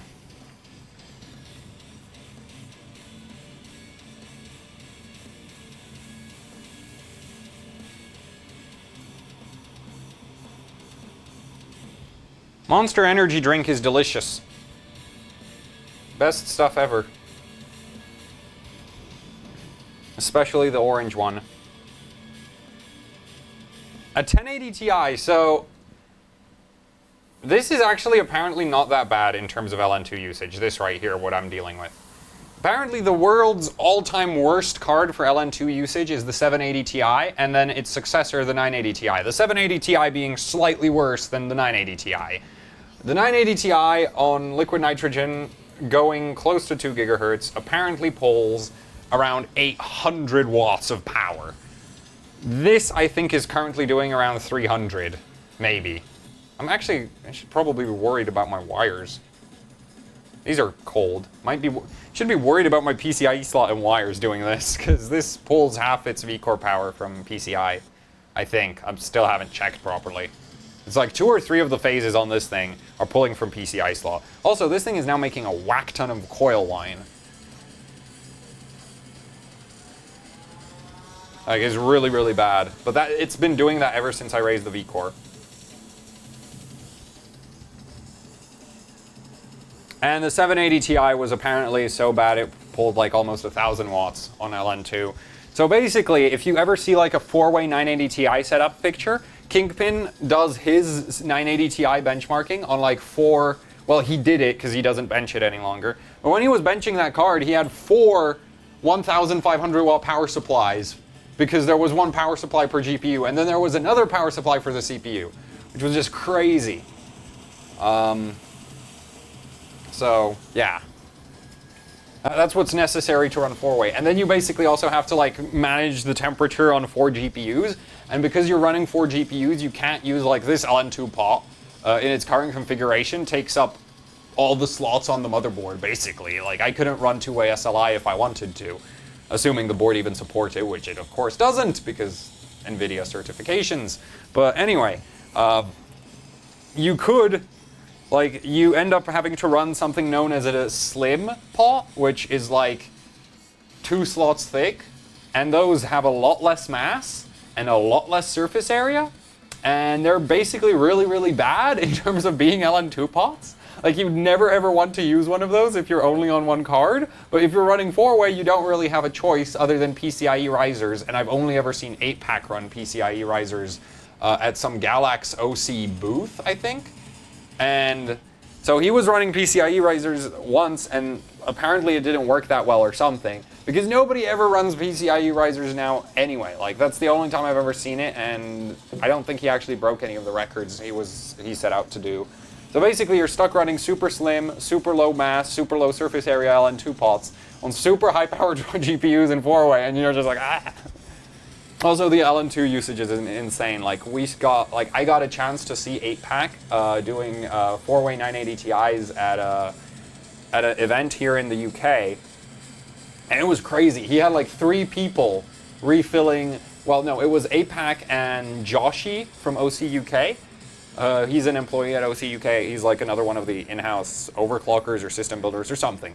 But yeah, so it was 8-pack and Joshi. And basically there was like 3 other people refilling LN2 for them because it was so much LN2. Oh, whoa, I broke 7.5K. Holy hell, yes! Yay! You know what's nice about GPU overclocking on LN2? The thing clocks down in idle. So it's not like with CPUs where you go out of load and it's like, oh no, it's going to crash crash while I'm trying to take a screenshot. This is literally impossible on the GPUs, so that's a good thing.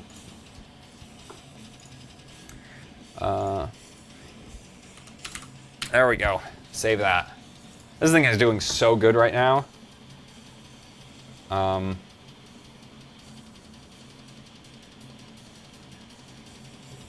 Turn EK water blocks, that would not work. Kingpin apparently has like a closed loop LN2 cooling system that, like, I don't even get how the physics of that are supposed to work, because as far as I know, LN2 is supposed to boil off. You can't recycle it.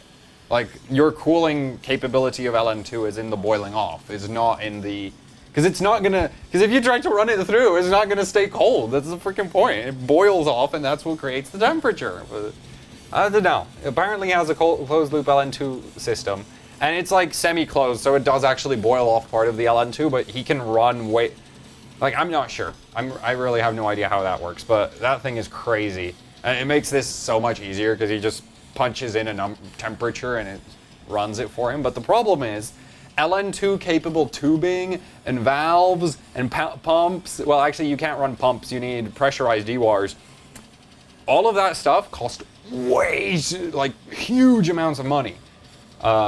So yeah, I'll stick to this because I don't get enough LN2 to like use that much to need that. I did just save this score, didn't I? Good. Okay, let's go higher. I'm gonna slow down because the card does seem to be like having trouble at this point. Let's put that away. Pull it down again. Wait, is this still full? Yeah, there's LN2 in it.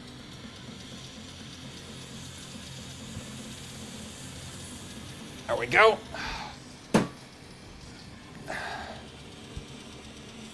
Try fix a broken GTX 10780. It should be fine, just the power phase went out. I'd probably just e-power that. Like literally I would just go and chop the VRM and e-power it, but I guess that counts as reviving it. I mean, if you want to send it in and you don't expect it coming back working, then I'm happy to try. Like, I'm cool, like, I'm not a repair shop, as in you send something in and I fix it and it works and you get it back.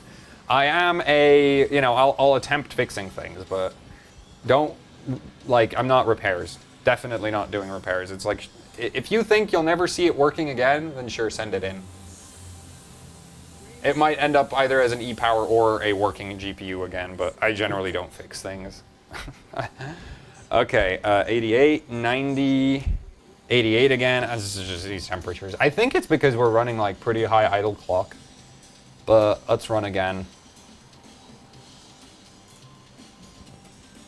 I should probably do something about that physics score because I know the CPU on a better motherboard does 9K at 4 gigahertz because I have the memory set up properly, but still.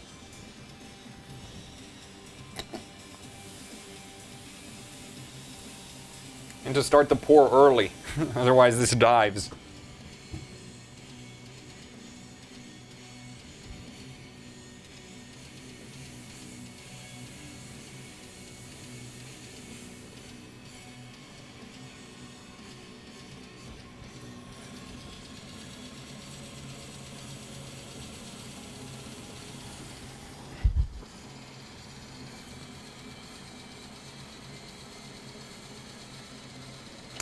The motherboard I'm using is a Prime B350 Plus right now.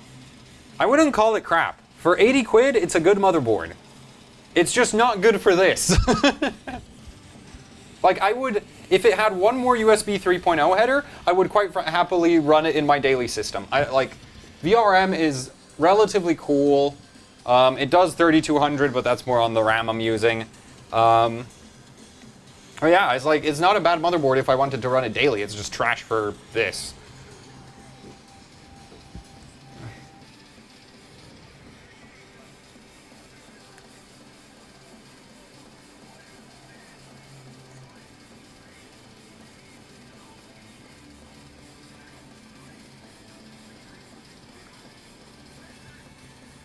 Try get an X370 from ASUS. See, at this point it's too late, because I deal with, well, just the division of ASUS I deal with. If they ship me something, it's not going to get here on time.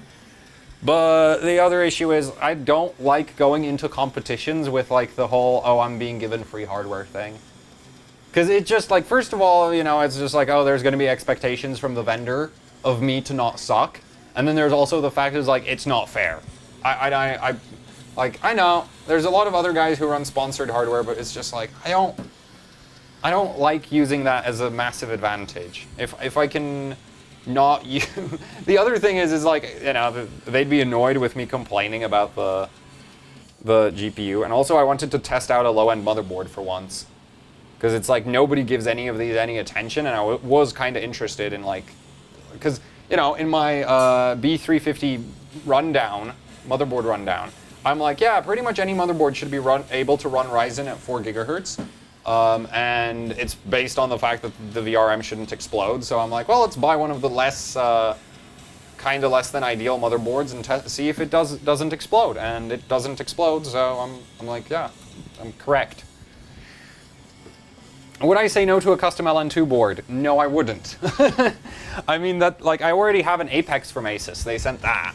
And I'm really hoping they send me, if there's a Zenith Apex for Threadripper, if they have one of those, I want it. I am so asking for that.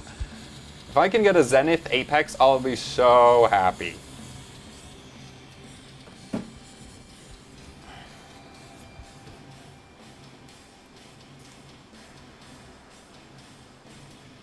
Do you think the MSI GTX 1080...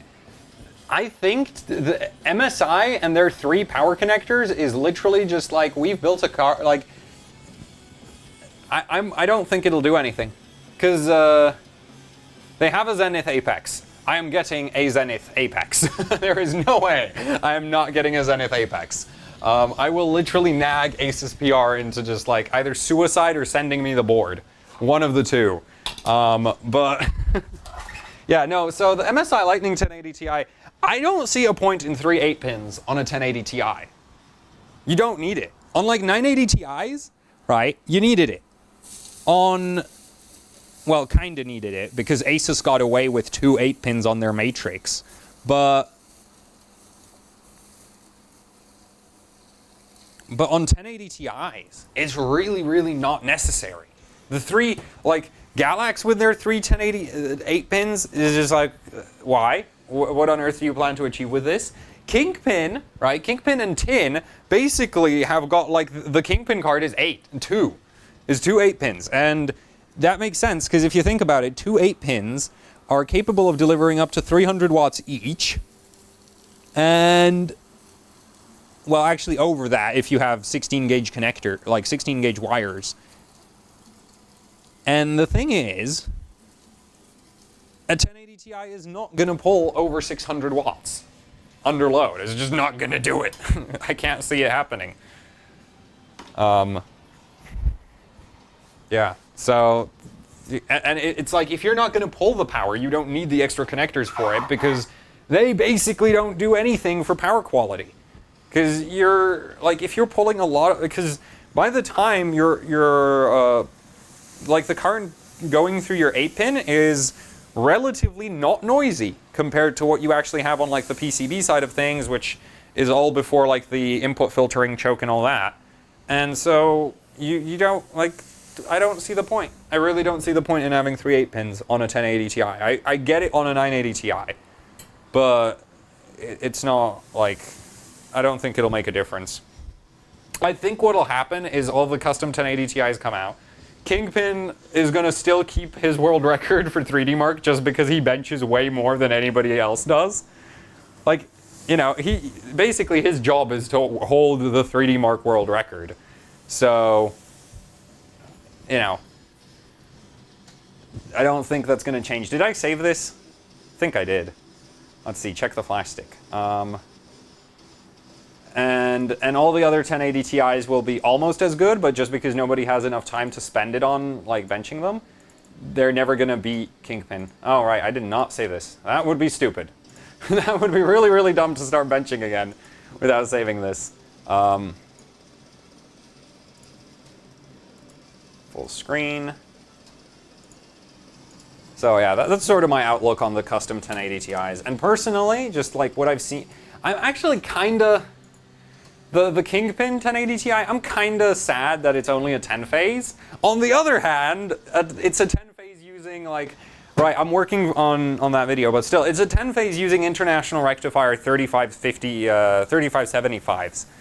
And those are fully capable of supporting like 60 amps a piece. So on a 10 phase, you have 600 amps. That's 300 amps per, you know, 5 phases. That's, you're not gonna, 1080 Ti is not gonna use that. Even on LN2 is not gonna use that. So, I mean, so it looks like the Kingpin and overall they just seem to go for like reasonable card designs. Like, it's not like the other manufacturers where it's like, we can slap 3 8-pins on this, so we'll just slap 3 8-pins on it because we can. It looks like at EVGA they're more like, well, we don't need more than 2, so we're not gonna put more than 2. It's just dumb.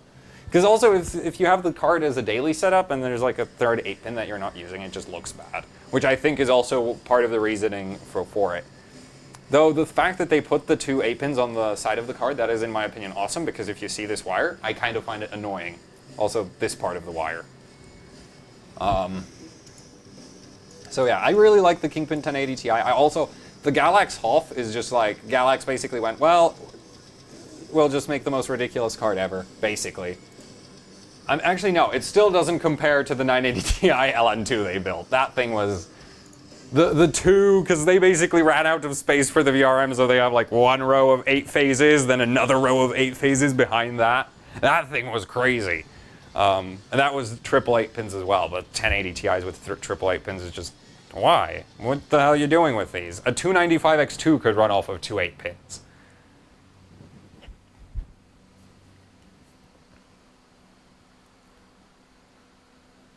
Yeah, I've seen the Crosshair 6, Extreme. I'll try to get, I want to review some of the, like, I want to review basically any motherboard I can get my hands on. So that's just not, like, surprising even remotely. It's like, oh yeah, I want to review this. But the thing is, I do want to try review the Extreme. That would be awesome. I'm kind of, I wanted to review the B350 Plus, but at this point I think I'll just give it like a little video where I'm like, yeah, it won't blow up. I don't really feel like doing a full review for it, because it's like, if I do like a full review of it, it's gonna basically end up, yeah, it's not good enough for extreme overclocking, and that's it. And that's like where I feel like you separate the boards, the average boards from the really good boards. It's that separation for extreme overclocking. It's not anything else really. Oh yeah, one funny thing I noticed about the new ASUS boards. So ASUS uses these new PCIe slot clips that are made of like this gummy plastic material. This is really awesome. I really like this because I've managed to pull both of my PCIe slot clips out of the motherboard without breaking the PCIe slot clips. So I can reinstall these, which is freaking awesome. So the card right now doesn't have a slot clip, so I can pull it out really easy after a session, or in the middle of a session. And then if I want to use the card daily for some other build or something, I can, because I can just reinstall the slot clips, which is kind of cool in my opinion.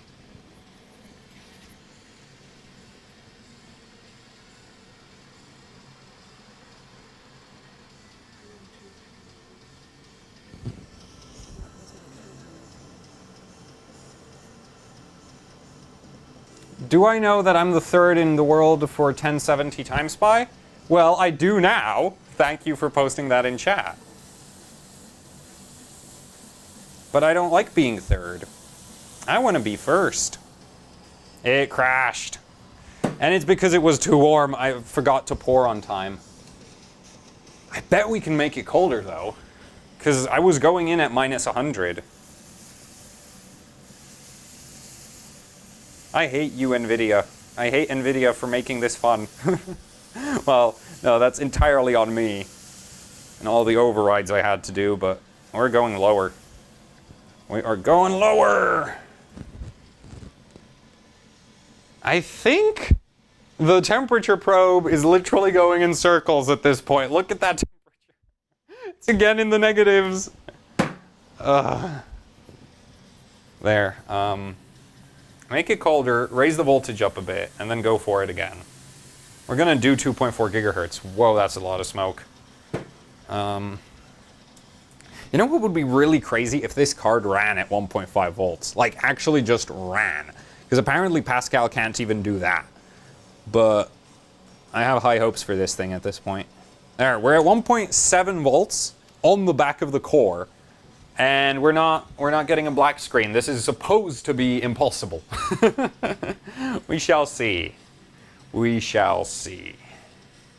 We're also at minus 120 degrees now. I do still have 1 liter of LN2 on hand. If this, like, I think I might be able to go all the way to rank 1 with this card. Well, no, the CPU won't do it. But if this card goes well, then I'll throw it on the X Power. Not today. We'll throw the X Power on like some other time, and we'll bench it that way. Or no, I'll throw the Ryzen CPU on the Tai Chi. I still need to figure out how to run Ryzen on LN2, but I'll throw Ryzen on the Tai Chi, and then we'll run it on the Tai Chi with like 5 gigahertz Ryzen, and it'll be scoring like freaking insane. That'll be awesome. It's not black screening. All the people running Pascal don't know what they're doing.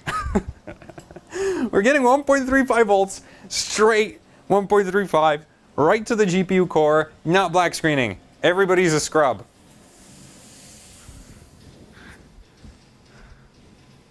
I should run it on Threadripper. What? Reapply. Oh, right. Did I not? Guys. You just made me quicked out. Okay, let me show you something. You just made me quicked out with the card actually running the speed. It's at 2392. I hope you're happy. Because it's actually running 2392. It says right there. 2392, damn it. So, it worked. I was looking at the FPS. I saw it was running fine. Thanks for making me quit a run that's working. Damn it. Scream if the FPS is low. Don't scream unless the FPS is low. Now I need to go grab more LN2 because I don't think I'll actually burn off this thermos otherwise. So, this is what I get for checking chat. I should just ignore you guys. I'm kidding. There'd be no point live streaming this stuff if I ignored you all. Well, actually, no. There would be a point in live streaming this because nobody seems to like to enjoy watching these on YouTube. Actually, no, that's not entirely true, but like nobody watches them for as long.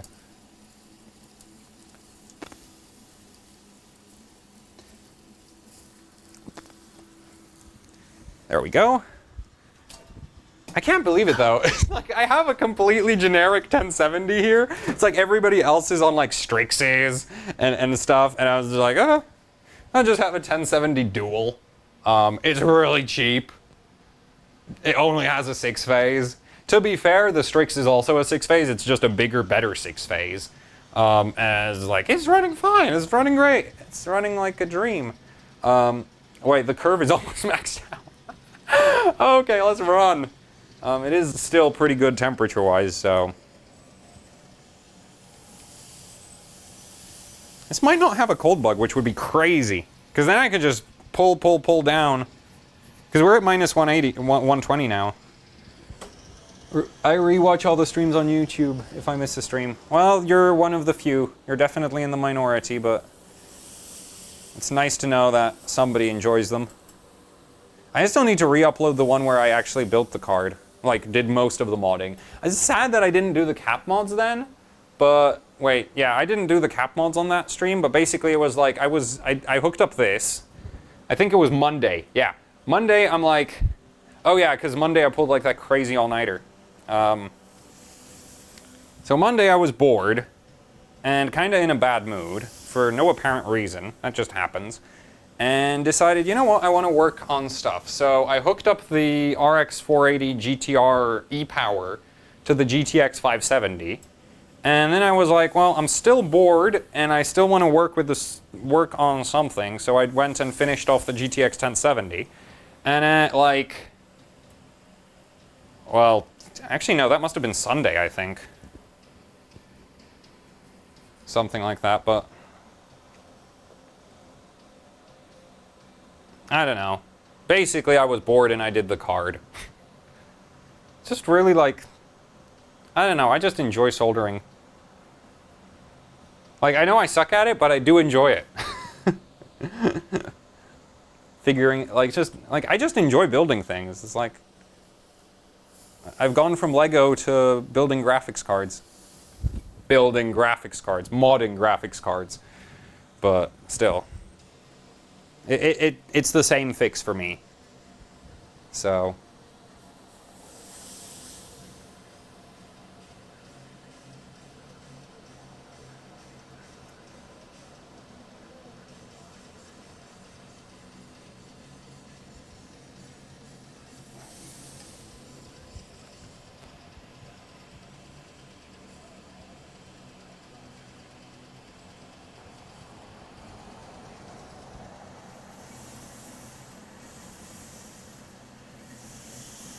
I think this is the really hot scene, isn't it? Okay, no. Well, we did just run past it.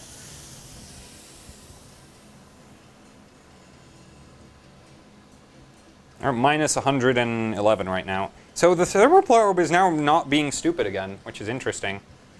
I think maybe I don't know. I'm confused. I love how my sessions are just like, yeah, it's working for some reason. Couldn't tell you why. Okay, there we go. Now the easy part, if the CPU gives up right now, I'm gonna shoot the motherboard. Just gonna take it and nah. I'm not gonna do that. But I would be really annoyed if it crashed now. But the cool thing is, with Ryzen, just putting a bigger cooler on it helps quite a bit with stability. With the 120mm, I was actually crashing that test every so often when I was at this clock, and now it's running perfectly stable. So, huge thanks to Asetek for that. Yeah! Keeps scoring better and better! 7.5K. Oh my god, if I put this thing on the freaking X-Power, it is gonna be such... Because I am not that far from the Moon Man now. I mean, I'm almost at his graphics score as well.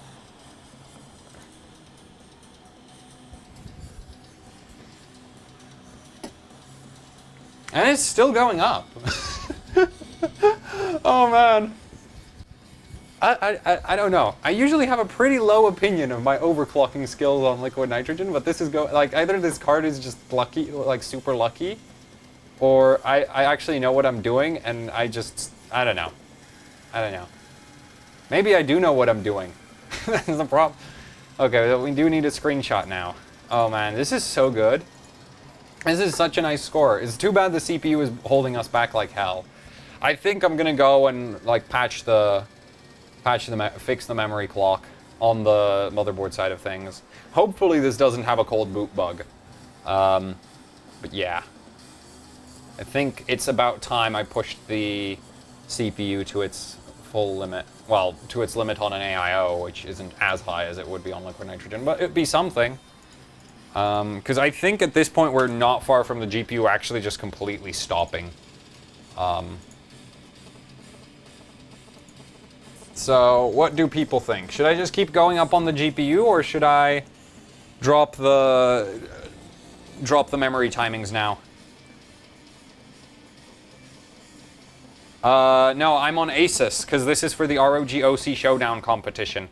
If it wasn't for the ROG OC Showdown, I'd be on the Tai Chi, because there's also the 1006 AGSA beta BIOS on that thing, and that would just be awesome, because really, like, it would, good memory clock, good timings, high core clock, everything would be so much better, but it's like, drop timings. Okay, we're doing that.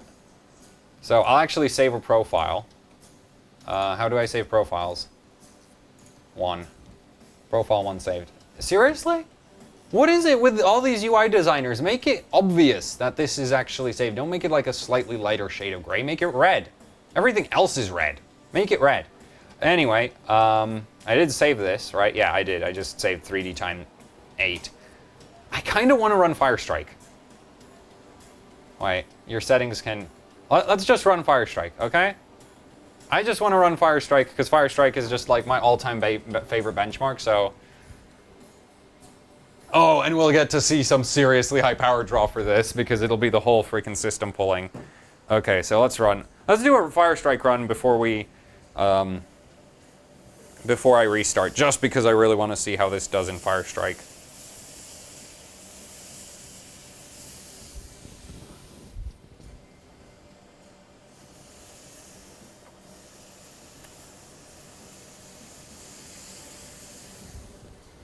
Firestrike crashes. Just instantly crashes for me. That'd be less than pleasant. Oh no, it's running. It's running, it's running, it's running. Oh man, Firestrike is hot.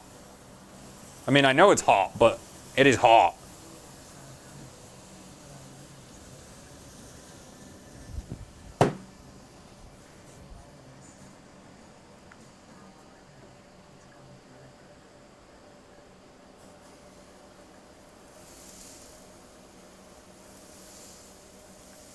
Almost 2.4 gigahertz in Firestrike. You know what would be crazy? If this card does like 2.6 gigahertz in benchmarks. It'd be like the fastest 1070 ever, I think, at that point.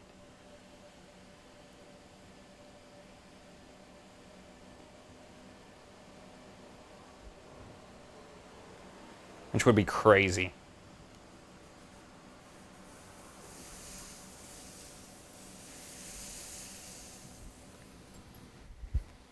Oh, wait, I'm supposed to run LOD. Oh. Oh, man, this score is going to suck just because I'm not running all the stupid tweaks.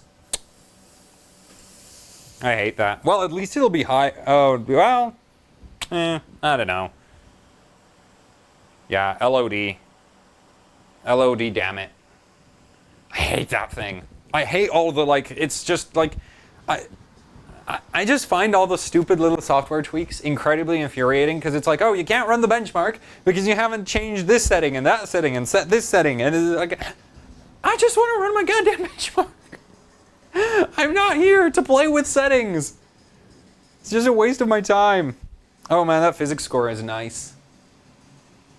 Yeah, so Ryzen, the CPU alone is like 1.2 amps. But here it comes combined. This is going to be whack. I expect to see, like, I can't wait. I need to lean over.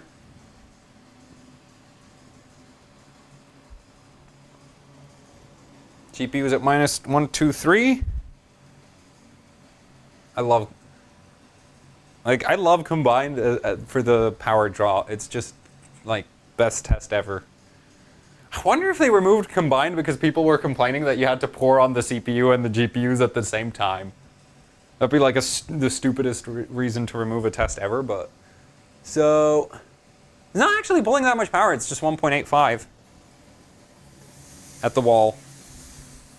1.84. It's not that power hungry. Though I've heard that also Ryzen sometimes scores really, really low in combined for no apparent reason. But I don't think that's what's happening. Let's see. Yeah, that looks good. You gotta be kidding me. I now have my best single GPU Firestrike score is gonna be this on HWBot. It's gonna be this, because this is I'm gonna have to rebench the Fury X's ASAP so that I can put my Fury X above the 1070. Ugh. Damn it. That was a dumb idea. Unfortunately, Firestrike is an extremely, because of the, like, your GPU score is so high and your physics score is so high, it's very much about combined score. I mean, no. Actually, this is a pretty decent physics. Actually, this is a balanced system. This is a really balanced system. I was worried because I was, like, thinking, right, Ryzen is a budget CPU, my CPU is going to drag me down. Ah, this is good. This is actually a really good score, I think. Yeah, Firestrike world record is, like, 21K, and that's 12. 12 is a Russian overclocker. And he has a 5 gigahertz 6950X and a 2.2 gigahertz 1070. Wait, if I put this on the 6950X, this is gonna rip. Oh, man. Also, if I had LOD. Because right, with no LOD, right now, I'm number 33. No, 34 for the... No, yeah, 33. I'm number 33 with these settings right here. That's insane. That's no LOD. The CPU is running on crap board, half-assed overclock, and I'm 33 on the 1070 ranking. This is a... Oh, oops. Looked like it was too high. This card is just amazing. If it was on that 6950X, it would be... Or Threadripper. Oh man, Threadripper is going to be like 40K physics score. That's going to be insane. Save. Okay, let's restart. Hopefully this doesn't have a CBB. Cold boot bug.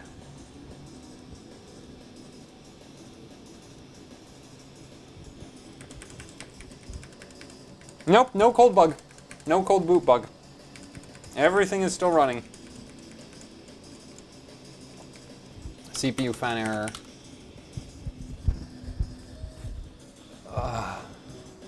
There we go. Okay, so this actually... let's see. 12. So the funny thing is, when I was testing this motherboard, I actually managed to boot 12, CL12 at like super low processor ODT, and not at 60, so this is going to be a bit weird, I think. Let's try 28. It is at 1.5 volts, yes.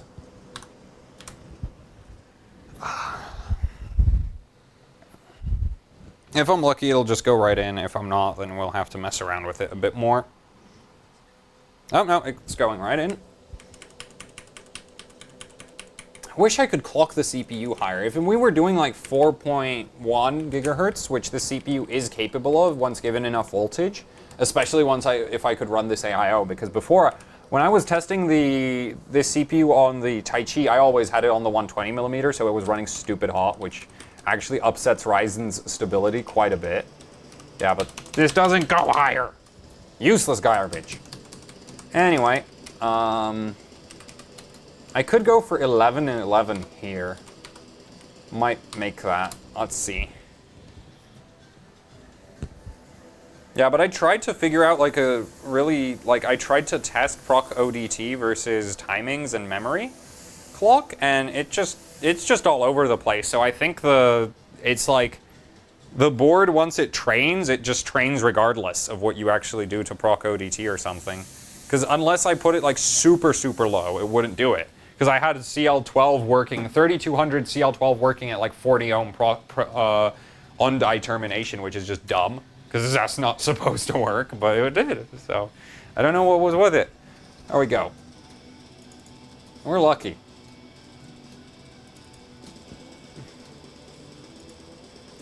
And this time I'm going to try run everything... no. Bam. You know what, let's try max out the GPU memory clock as well. 770. I know it won't do 800, so I'm not going to go for that. Should I run with all the background stuff open? I think that actually, like, that would make it slower. Just pull down. And I'll run, like, a proper clean run, and we'll see how it scores.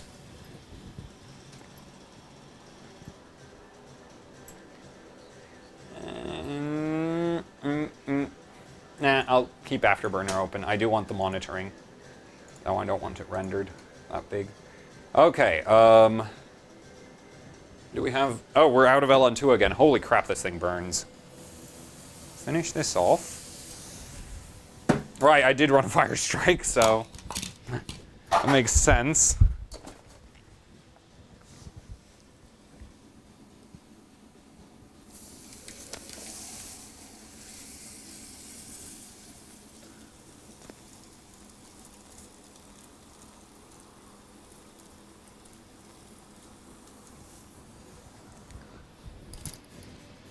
Yeah, this is burning a lot of LN2.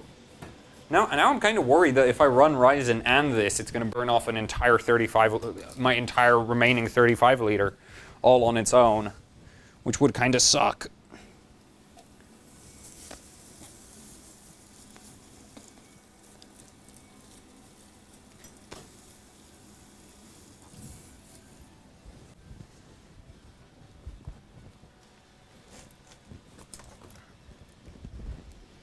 There we go. Did it crash yet? No, it didn't. We're at minus 117-ish. Give it a bit more. Still at the same voltage. That's good. I love hardware mods. It's just so nice. Run. Just go right into it.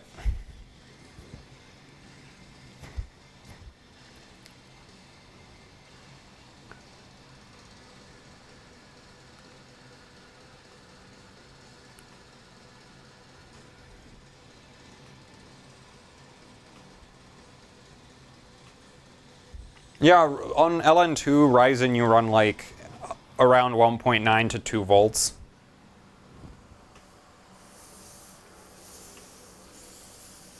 Funnily enough, a GTX 1070 at 1.4 volts on water cooling would probably not run anything. It would just crash instantly all the time. Because this thing got really it got really temperature sensitive once I raised the voltage. Like literally, it would hit 59 degrees and crash reliably. And then I put the AIO on it, it dropped down to 46, and it was running just over 2 gigahertz at 1.2 volts.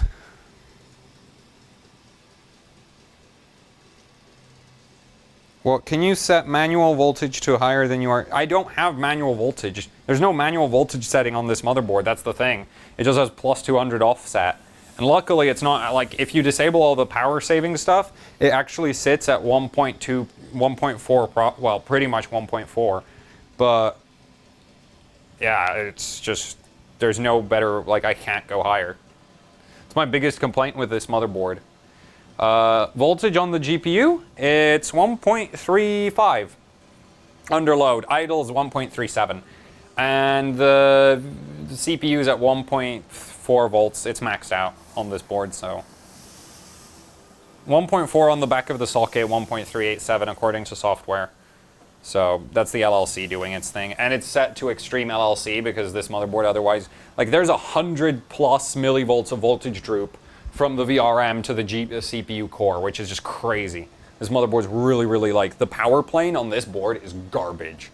There's 1.5 volts on that VRM right now, and there's like 1.4 on the back of the socket. Right now I'm using ASUS B350 Plus, so the Prime board. It's super cheap.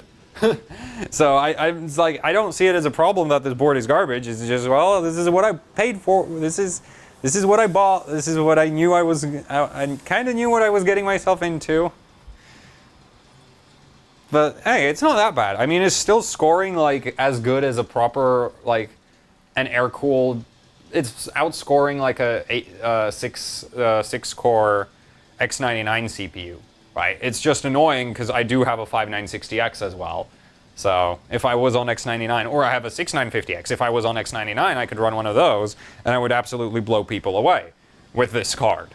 But I'm not spending 200 pounds on a ASUS X99 motherboard, and then well, yeah, I just don't want to spend 200 pounds on an ASUS X99 motherboard. It's really that simple, because X99 is not a cool platform in my opinion. It's awful.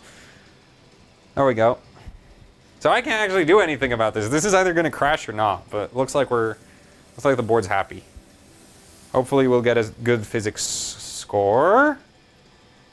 It should go up. I've seen this board do 9K a few times. 8.7. Nice. 7668. That's, I think that's still higher than my last best, but it's not that much higher. So we still need to push the GPU further. Clocks in that run were 2392. Will I overclock Threadripper? Yes, I will I will do my very best to get my hands on Threadripper. In fact, right now there has been zero spending on the AHOC PayPal account because I'm just like sitting there going like, Vega and Threadripper. Because there's like, I have a really big problem with getting hardware, which, you know, I get why they don't want to send me NVIDIA cards. I get that. But why they won't send me, like, why won't they send me Ryzen motherboards? Why won't they send me Intel motherboards? Why won't, well, it is also true that I have a really miserable turnaround on, like, they send stuff and the amount of time I take to get through content with it is just forever, but come on. Yeah, but RAM is a nightmare. It's just like, nobody wants to send me RAM. I thought that'd be the easiest, right? RAM is cheap, relatively. And it's like, oh yeah, I'd like a memory kit that doesn't suck. And basically, Team eventually were like, yeah, we have these sticks for you, and these are absolutely amazing. But, like, these are good. These are really good, but they're also pre-binned and everything, and it was just like, I just wanted some B-die. Just B-die of any kind. It could be the worst B-die on earth, I wanted it. It's just like, I couldn't, I can't. Like, my other memory is just terrible. I mean, I do have a Micron kit, which is, like, okay-ish. But then I have a D-die kit, which is just, like, awful. Absolutely awful. So, and that Micron kit is only really good for the 5960X on X99, because that's the only CPU I have that doesn't clock high memory clock. Like, X99 can't even reliably post the settings I just posted. The 3200, 12, 11, 11, 28, you're not getting that on X99 easy. You don't just punch those settings into the BIOS and expect them to boot up, because it won't do it. Praise X99, and I need to take a screenshot here before this freaking crashes. Okay, let's get that. Strix B350 board, I'm interested in it. But I think I'll go for the X370 Strix board, because that one also has, like, ASUS does this really, really cool thing on their motherboards, on their OC motherboards, on the ROG, like, overclocking focused motherboards. They put a tiny little hole in the CPU socket, so you can stick a thermocouple right behind the CPU, and you can tell how bad your thermal paste application is, basically by just testing again and again and again those two like, if you run enough times, you will eventually know. It's like, okay, if my CPU thermocouple is reading 20 degrees higher than my LN2 pot thermocouple, then my mount is really, really bad, right? And that is just so, so useful for extreme overclocking, because your motherboard sensors don't work at negative, like, super low negative temperatures. So basically, if you have something go wrong with the CPU mounting, with your thermal paste go wrong while you're below zero, you don't know about it because you can't tell. But with the ROG boards, you can have that second thermocouple, and it'll be like, yeah, I know exactly what's going on thermally on the other side of the freaking CPU. So that's a really cool feature in my opinion.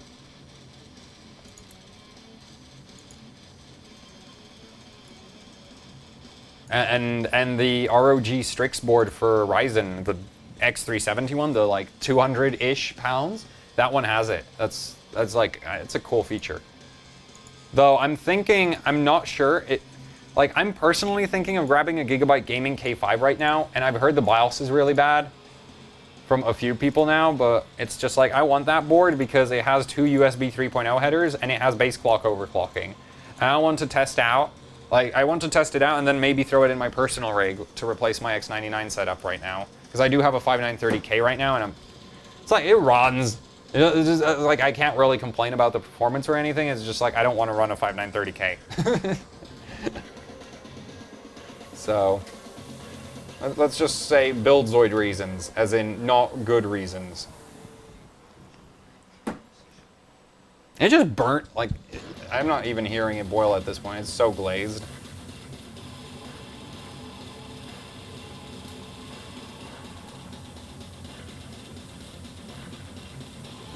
There. Kind of want to tweak the voltage higher, but I think it might pass.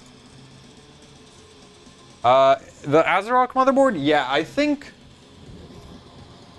it's safe to say that there just straight up isn't a motherboard with a better VRM than the Taichi. There's the professional gaming from ASUS, and as far as VRM goes, those are the two best, because they're 6 phases, so they're the maximum amount of phases you can get out of the 35201. Well, actually, no. Somebody could make a 14 plus 2 phase Ryzen motherboard with the 35201. They could make that. Like a 14 plus 2, or a 14 plus 4, where they quadruple that last phase. But that's dumb. Like, nobody wants to do that. So, though I would. If I was a motherboard designer, I would totally make a 14-phase Ryzen board. Just because, like, the SoC doesn't pull any power. I've tested it. The SoC does nothing in terms of power draw, so you don't need a good VRM for it. You could just, like, sure, just slap more capacitors to fix it if the voltage stability is bad or something. It doesn't need a 2-phase. It doesn't need a 4. Well, actually, no. It probably needs a 2. It doesn't need a 4. So if I was doing a Ryzen motherboard, I would do a 14-phase V-core, and then I'd have the SoC on a single phase doubled up into 2. And that's it. That's how I'd solve the entire thing. And then I'd run the VRM at 600 kilohertz on the controller. So by the VRM, you get 300. So it should basically match the VRM on this board in terms of power quality for the SoC, because this is a 2-phase, 300 kilohertz. So if you have a smart enough doubler, you could get basically the same power quality. So yeah, and the good, like, smart doublers do exist. They're just kind of expensive. So you could have like a 14 plus 2, 14 plus 2, which worked well. All right, what did I set? Oops.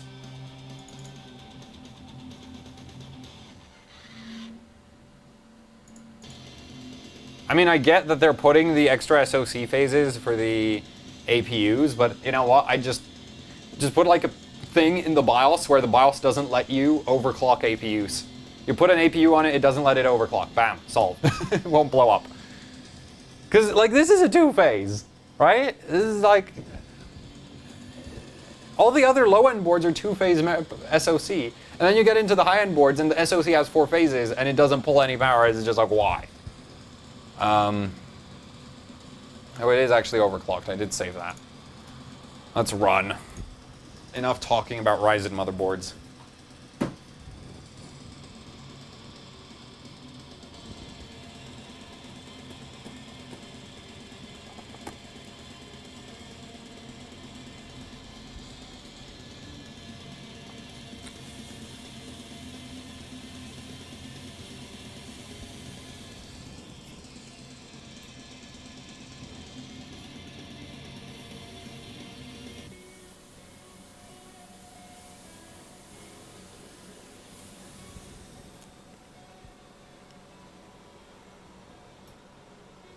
I'm literally starting to feel the cold waves coming off of this with these long pours.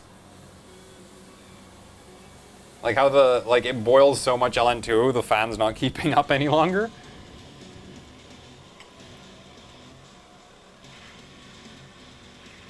I did not watch the Vega demo. At this point, I've just given up on watching any announcements from AMD about Vega because they're not going to say anything. We know one thing about Vega. It's coming, and they're not going to say anything until it's here. The Founders Edition is coming, and I know the Founders Edition is supposed to be super expensive. Like, it's going to probably cost as much as a Titan XP, but I would want to buy one. Just because, like, it's Vega. I need Vega.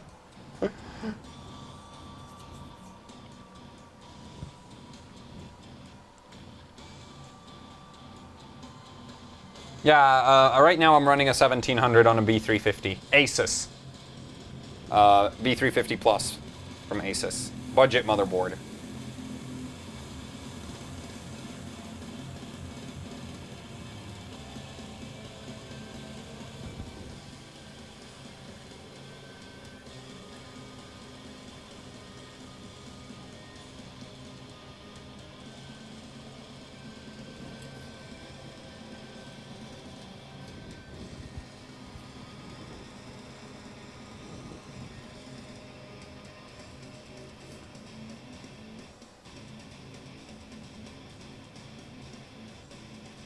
Buildzoid, what's the point of the Tai Chi?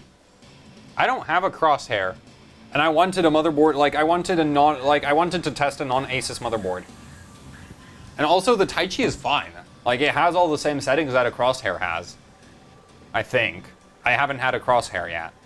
So, yeah. I'd need to have both boards to compare, but I don't really think there's going to be that big a difference between the crosshair and the Tai Chi.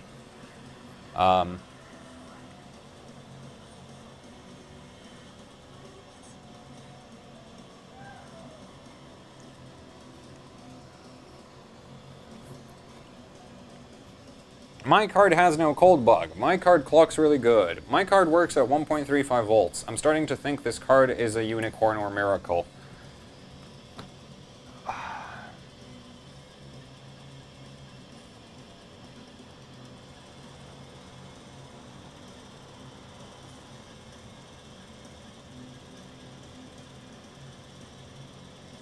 Yeah, performance per dollar, this thing is like a death machine.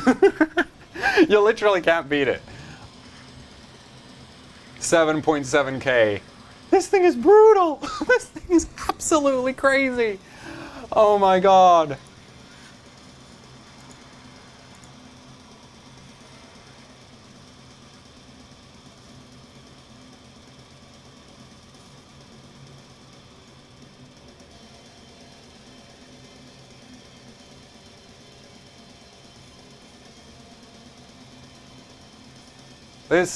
This is just... I think I need to buy more 1070s. This is too good. This is way too damn good. This is not supposed to be this easy. Like, I always heard Pascal sucks at overclocking. I don't know, like, I mean, maybe compared to Maxwell, where, like, Maxwell you would do, like, 1500 air or 1550 air and then do, like, 2 gigahertz plus on LN2, but I think Maxwell was like an exception, really, compared to all the other architectures of GPUs we've ever dealt with. Because like 500 series, right, you did 900 air, and then you did like 900 air, and then you did like 1200 to maybe 1400 LN2. And like AMD cards, you were looking at like, say, Tahiti, which was pretty popular for LN2 architecture. You were looking at like 1200 to 1300 air, and then 1700 LN2, or 1500 to 1700 LN2. So, yeah, this wasn't that big. And then there was like 600 series, which I think was topping out, like you would do 1300 to 1400 air, and then you'd top out at like, or no, was it 1200 to 1400? I'm not sure. I didn't really pay much attention to the 600 series. NVIDIA cards, you know, my kind of, not really my thing. But those also didn't scale that crazy, so I don't see why everybody's complaining about plus 500 megahertz on Pascal. Like, I don't really remember an architecture which was significantly better. And I will just raise the V-core, because so far that's fixed all my problems. Because it tends to crash after I increment it a few times, and I don't want to crash again. And this will go to 780. Apply. Let's run again. Well, I'm now really happy with my score for the ROC Showdown. Because it was like, oh, I need at least 7.5K overall. I'm never gonna hit it. Now it's just doing it. It's 200 points past. Woohoo!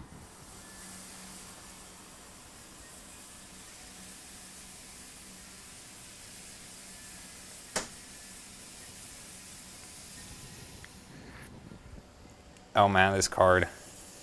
The power draw. It's still not black screening. I'm starting to think the black screen on Pascal at 1.35 volts is a myth, because we're at 1.38. Oh man, it's full pot. I've hit full pot. That base is really slowing down my, like the temperature difference is massive on that base, because this is like, there's LN2 still in there, and that is at minus 110. So that's a bit of a problem. That does mean I've pretty much maxed out the cooling capability of my setup here, but also this is going to be reading a few degrees high, so that's cool. Did you ever find out what happened? No, I killed the 730 so that I wouldn't have to think about it. Like literally, my one, I was annoyed at the card for scoring low. Two, I really didn't feel like, because if I didn't, like if the card still worked, I'm 99% sure I'd still be trying to fix it. And quite frankly, I don't want to waste my time with that. It's just like, no, I don't want to do that.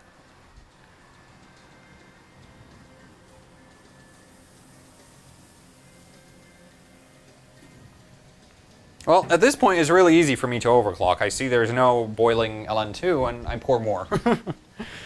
That's nice. Am I going to OC the 1080 Ti Kingpin Edition on LN2? Considering that I haven't managed to get Kingpin to friend me on Facebook, I don't think I'm going to get one of those.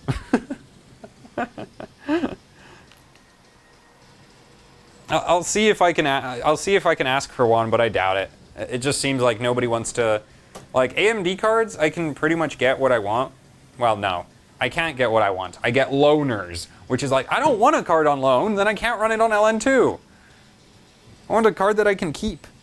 But NVIDIA cards is like, I had to buy the 1070, which, incidentally, huge thanks to all the patrons that AHOC has, because this card, this motherboard, the CPU, what else? Oh, come on. It crashed. I think I can fix it with more VCore, though. But yeah, no, like, card, motherboard, CPU, yeah, that's all patrons, so huge thanks to those guys, to everybody who donates and buys shirts and all that. Because I can't ask for this stuff. For some reason, nobody wants to send me stuff. Okay, we need more VCore. Because... it's not it's not black screening, but it is crashing, so I'm gonna give it 1.4 load, I think. No, because we're drooping more and more, because we're losing like 30 millivolts now, so it's gonna be like 1.39. I want more. There. So, and I need to reapply. 97, 80. Apply, benchmarks.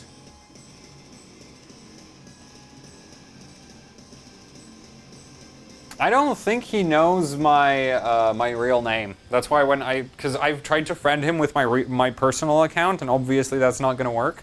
Because it's like nobody.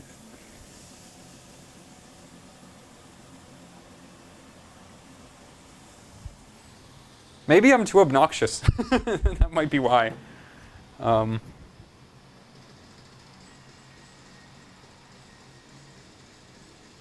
I'm happy that it's full potting now. I'm unhappy because I need to run the extension, because it is running like minus 113 right now, but I don't have to worry about pouring too much, because I can just pour. Oops, that's too much. Wait, did it just crash? It just crashed, didn't it? Where'd it crash? It's back. I think I might have hit the limit.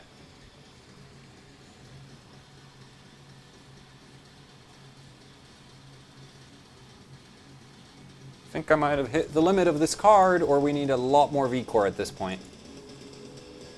Let's see. I'll try drop the memory clock a bit. 770. Apply. I'll give it more VCore. That might fix it. Actually, no, because it was crashing sooner.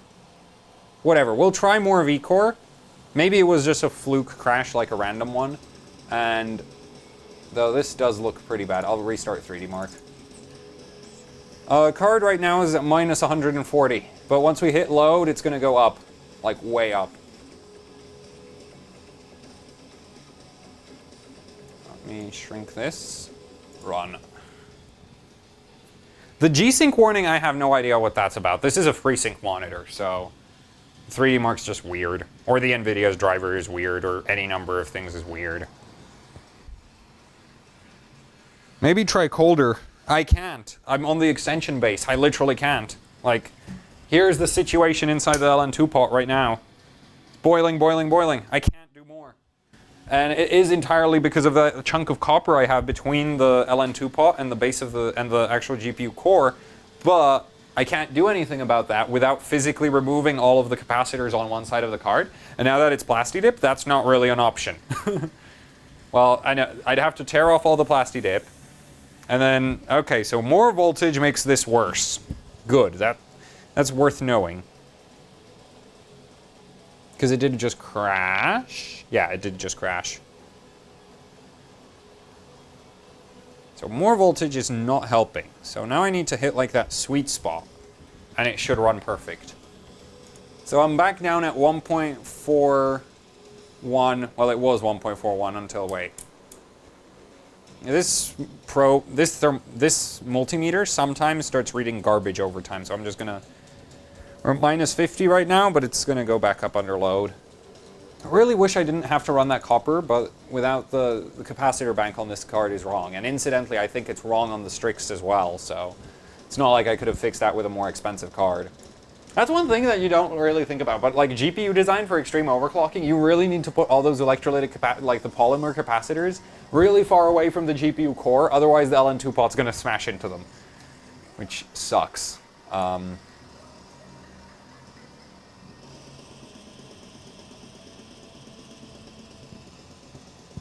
Okay, well, I mean, there's not really much I can do about it at this point. Let's just run again.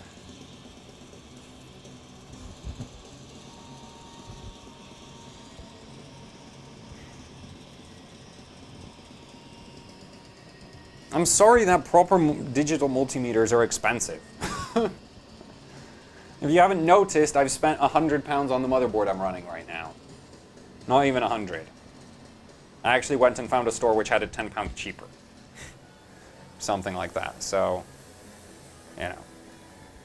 It's like most guys who run LN2 only buy the top of the line motherboard because they know you're not gonna, like, running cheap motherboards sucks. And I'm just like, I'm just gonna run the cheap one. Because I don't want to spend more. Okay, well the card's running cooler now. That's the thing.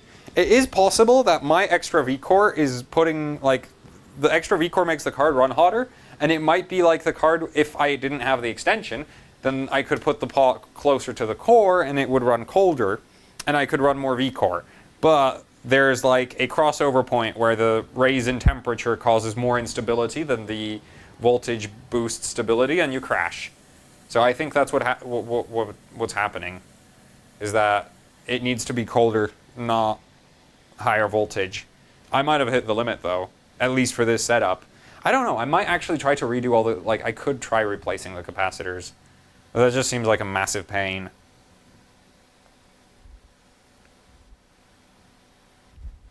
And also, ASUS on their new cards, well, on basically a lot of cards now, ASUS has a fully automated GPU factory. There's not a single human being soldering anything onto their GPUs.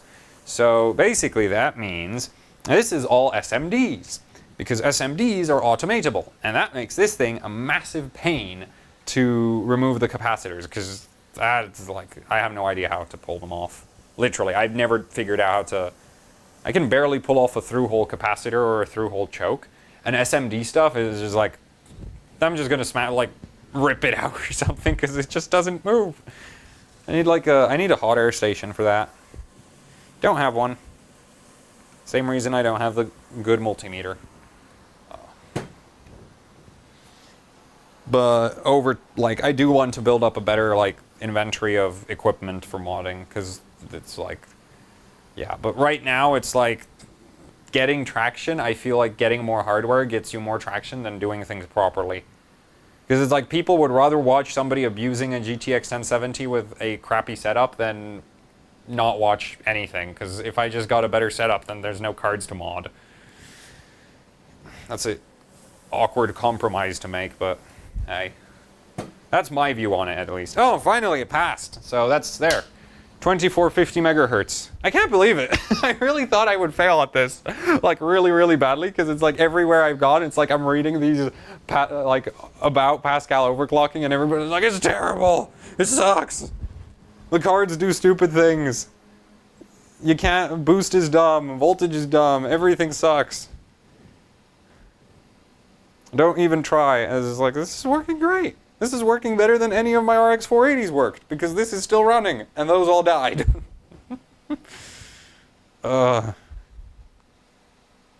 Also, I can run this full pot. That's actually going to make Ryzen with this super easy. That's a nice score. Perfect. I'm happy. I'm really, really happy. Like, this is good.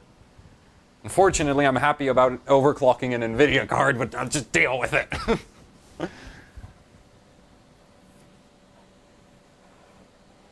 Shut up before you jinx it and it dies. Come on, guys. It's not going to die on me. I was like, the GTX 570, which was like the most questionable thing I've ever run. Oh man, this is crazy. I'm so glad that I plastied that part of the motherboard. It's like, there's literally, so one crazy thing that sort of happens with these LN2 setups is my insulation on the LN2 pot isn't super thick. I'll see if you can see it, but we'll try this. You can sort of see, I don't know, there's a little bit of smoke coming off the edge of the LN2 pot right there because it's so cold, it's just condensing water out of the air. And straight into it's just going into water vapor. But I've had something, I've had that in a much worse scenario on when I was doing some private benching, just AM3 Plus, because AM3 Plus is easy and fun. So I was doing AM3 Plus with Phenom 2 X2s unlocked to like 3 cores and stuff, and I was just messing around. Well, I wasn't messing around, but I half-assed the setup, basically. I kind of didn't bother too much. I just had blue shop towel, no Armaflex or anything, which actually worked really good. I'm going to keep doing that now. But basically, the edge of the motherboard right between the VRM, like the memory was warm, the VRM was warm, and then there was that area where you have just like the fan headers and nothing. And that area was so cold, it was just smoking like crazy and completely covered in ice. And it was just, that area of the motherboard was probably like -80 or something because of the cold going through the socket and through the motherboard planes. But yeah, okay, screenshot time before this crashes and we lose the score. Everybody.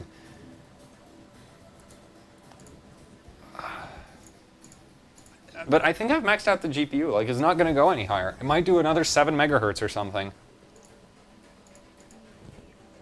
We could do the more Firestrike with LOD. I'm going to try 5 more megahertz and we're going to see how this goes. 50s. Why? Did that actually go up? No, it didn't actually go up. This is one thing I don't like about the curve editor. Like, you push it up a little amount and it drops down. We'll try 2470. Okay, now it's 2467. Okay, that's good. We're gonna try run this. If this doesn't run, then the card's maxed out and we can just throw some 3D mark at it with LOD. Just gonna fill that right up. It's not going to do 2.5. We already know that pretty much.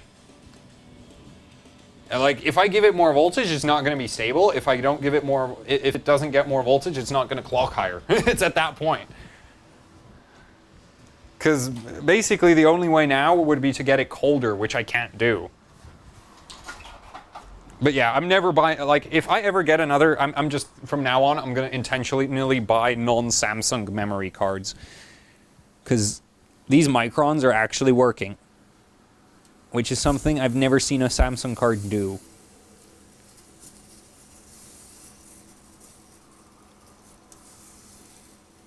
On LN2. Like, on Air, they're really, really good, and then on LN2, they're just completely trash. And interestingly, I think micron memory might even scale with cold, so it might clock better right now.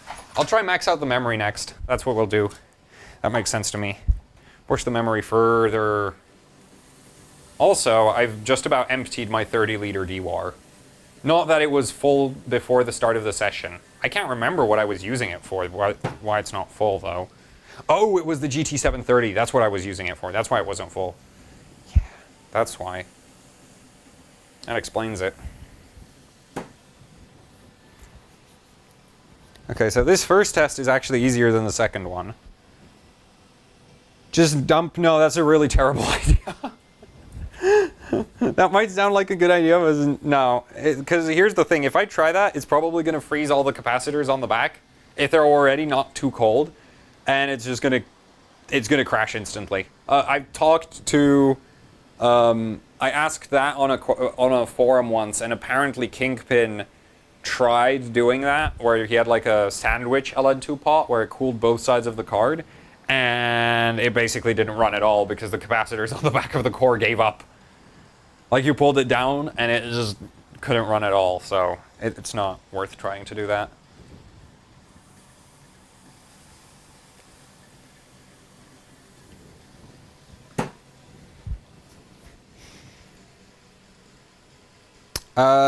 Everything is running great, actually. I'm kind of annoyed. I'm going to have to hand in my AMD fanboy card, because I'm pretty good at overclocking NVIDIA cards, whereas I've killed 2 RX 480s. Somebody asked on the chat.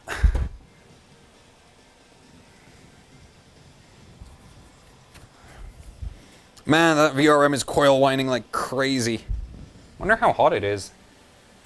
It's ouch hot. That's how hot. I should point a fan at it. There's my AMD fan. At least I'm gonna cool my NVIDIA GPU with my AMD fan. That redeems me somewhat, does it not?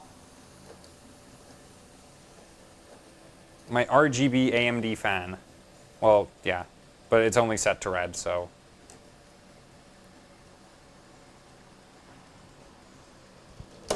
Okay, that's not gonna work. This thing keeps falling off. I do want the fan, though. Okay, let's just point it half-assedly. There. It's not gonna work at all, though. Where's those fan headers?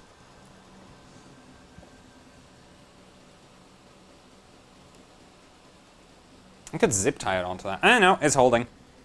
Ooh, it actually ran that. Oh, 7794. We need to break 7.8K. Oh, this physics score is really low. Aww. That should be like 8.6K or something. I bet if I try to close Afterburner, it'll go up. I'll do that on the next run. Also, I'll try bump up the memory a little bit more. Time 13. So 13th run today. Best run so far. That's great. Okay, more memory. Let's go 800. Let's just go for it. If it crashes, I just need to reapply my settings and remember to do that.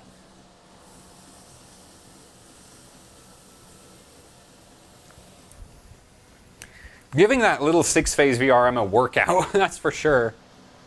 At least it's keeping the core from completely freezing up.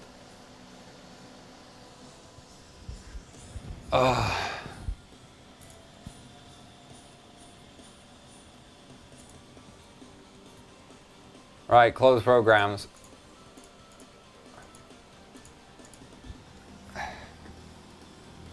I'm not gonna kill anything on background. I keep breaking Windows 10 every time I try to tweak it. That might be why it's scoring so low in physics. This is a completely fresh install of Windows 10, whereas what I was testing before was like a install which was like barely functional. Oh well.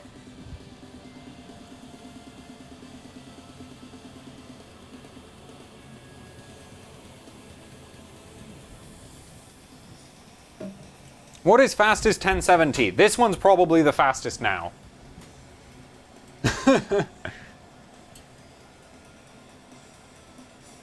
Oh no, Windows Defender I killed. I'm 99% sure I killed the firewall, Defender, print spooler. All the really obvious ones I've killed, but none of the more advanced stuff. I think I even killed audio.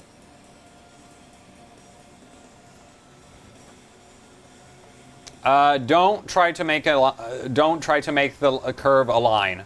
My card can run a line because my card is my card. Most other cards can't run a line.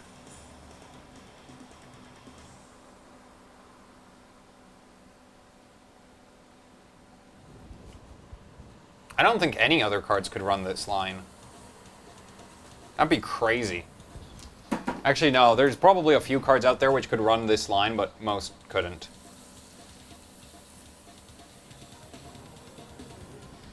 I love full pot benching. Also, it does seem like the cold is helping the memory. Oh man, the card is smoking like crazy now. There's ice almost reaching the motherboard.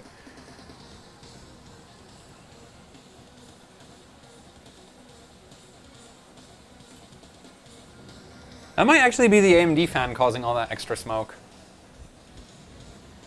Because it's blowing air towards me.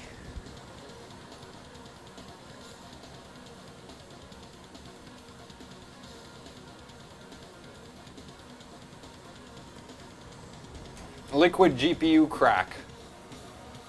That's what this stuff is. Most of the time. Sometimes the cards overdose and stop working. You have to resuscitate them with a hairdryer.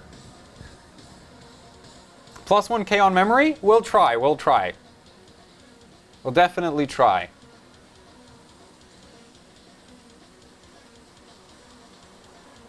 Kind of concerned about all that ice. The motherboard is plasti dipped in that area.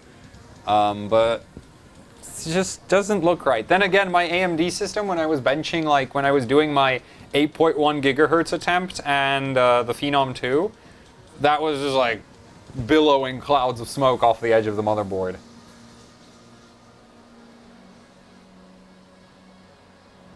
If memory does 1K, that's going to be like, this thing is going to score so high. That'd be crazy, because I'm sure this thing is starting to memory bottleneck at this point. It's also burning so much LN2.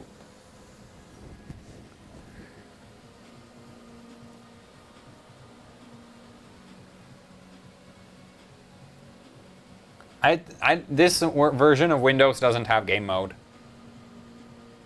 So I can't try it. This is like some ancient install. 7.8K! Woohoo! Man, this card is crazy. Oh yeah, and my CPU score went back up, so yeah, killing Afterburner and all that stupid stuff does help. This thing is so fast. This thing is an absolute beast card. It's like freaking... Oh man.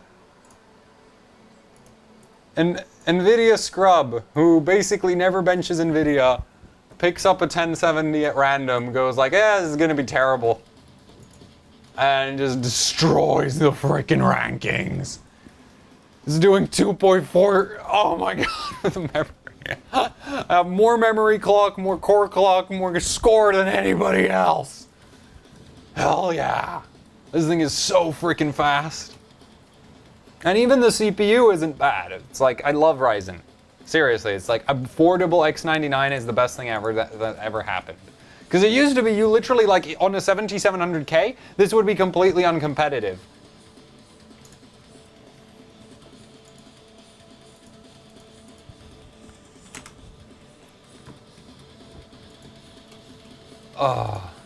Okay, needs more gigahertz. Where is the freaking slider? Nah, there's no way this is doing 2.5. It's just not physically possible. I refuse to believe 2.5 would work. But it's also, yeah, it's really starting to use LN2 like crazy. I need to refill again.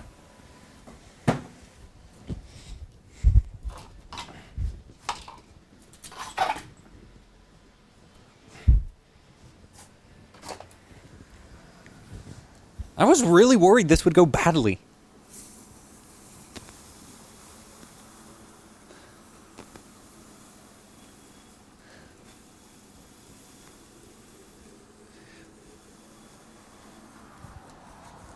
Go. The cool thing is, once the DWAR starts getting empty, I can, like, it's easier to pour out of.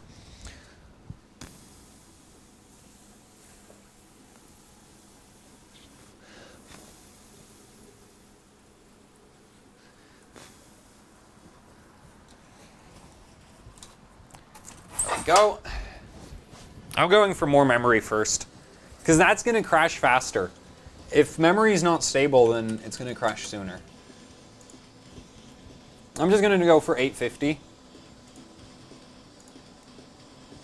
Kill all this stuff. Fill. And run.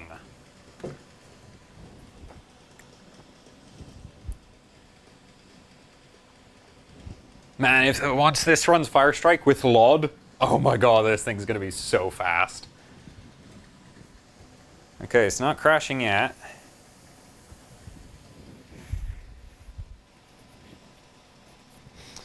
You can't set priority for the 3D Mark service. I mean process. Whoa, it's running 850 memory.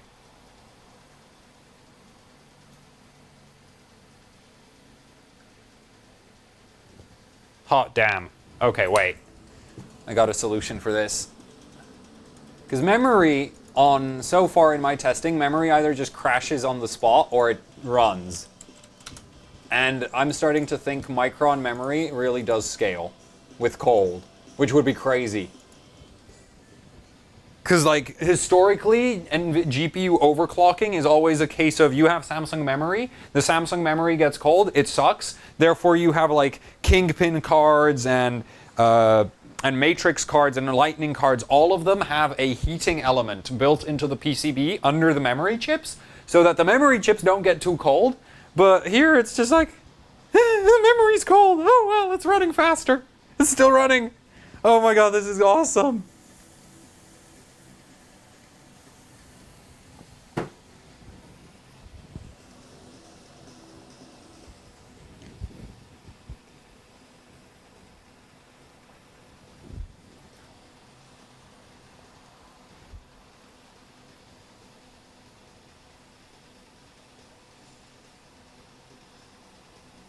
I don't have a memory volt mod going at all. This is just stock memory voltage. There is a ton of capacitors on the memory chips, but there's not a, like I have 820 UF 820 microfarad capacitors on every single one of the memory chips, but there's not an actual memory volt mod. The memory is running bone stock voltage. Because basically I thought to myself, the memory's fast enough already. And it's probably not going to scale. Which, looking back, was a dumb decision. But scaling with cold, I was like, doesn't matter.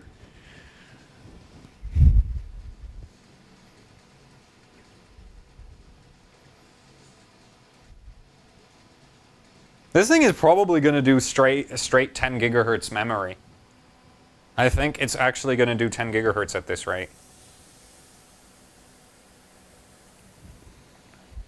Also, the GPU temperature is now holding colder. It's doing minus 125 right now. I think what the base does, it delays the cold transfer a bit. So after some time, I've managed to freeze through the base properly now, and it's actually running a bit colder. So I might actually be able to run an even higher clock. We are just under 1.4 volts V-core, so I'll try bump up the core clock a tiny amount because we are getting better temperatures a bit. But we'll first try 1K memory clock because freaking hell, why the hell not? And actually, this might actually do 2.5 gigahertz now that I think about it, because we're not far. We're like 2460 or something. This thing is crazy.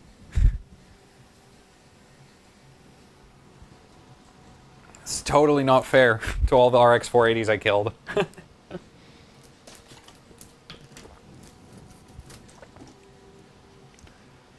And I just noticed I left my toast open, so that's going to be rock hard tomorrow. Great. Good job, me.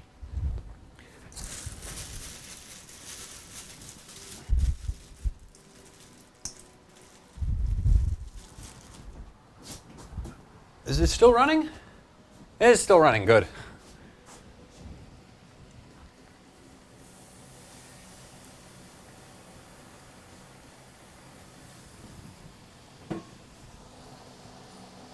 Oh man, this is looking awful. There's like water coming off of the memory chips.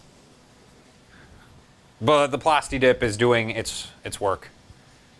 Card is running like a champ. AS7867. Oh my god! This thing is such a monster! This thing is literally cheating. Oh my god! How does the 1080? How does the GTX 1080 ranking look? Am I starting to move even up that? Because holy hell, this thing.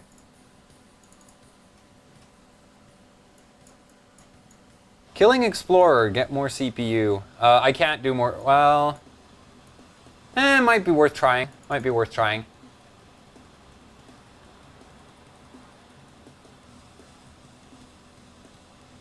I'm still gonna say, if you want to LN2 overclock Pascal, you need to know a lot more shit. Like, you need to know a hell of a lot more stuff about overclocking than you need to know for, well, no, about volt modding than you need to know for, like, Polaris. Because Polaris, you basically just insulate the card and you're good to go.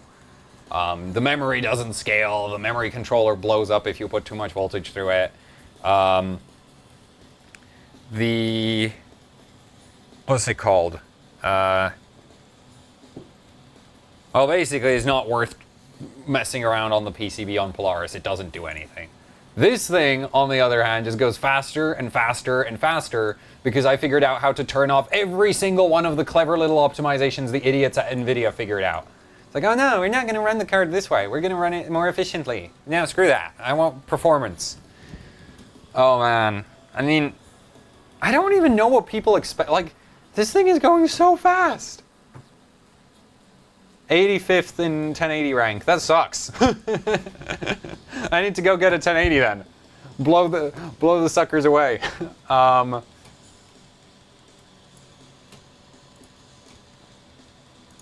Full screen. Save. It's not even crashing or anything. This is crazy. I never thought it would be this easy.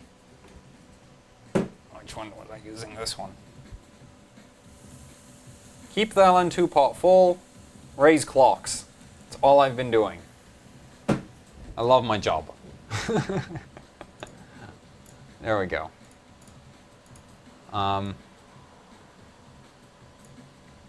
It's probably HWBot rankings, not... Yeah, I know. A single reboot and an intentional one to adjust memory settings, not a crash.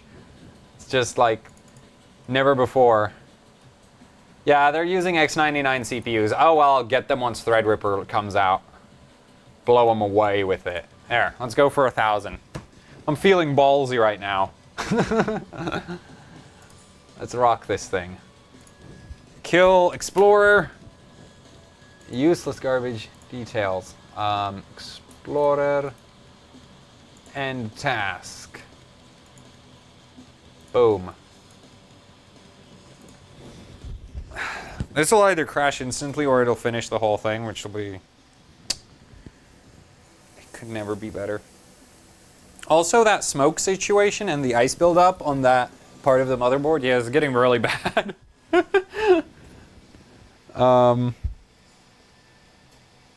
Kill OneDrive. Oh, right, that'd be a good idea, wouldn't it? I tried to kill the OneDrive service and I found out you can't. Oh man, it's running. It's freaking running! Oh my god! Holy shit! Jesus Christ! This thing is insane!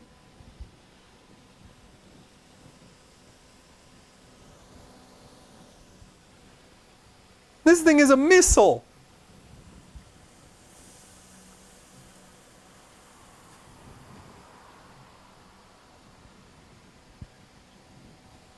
Oh my god.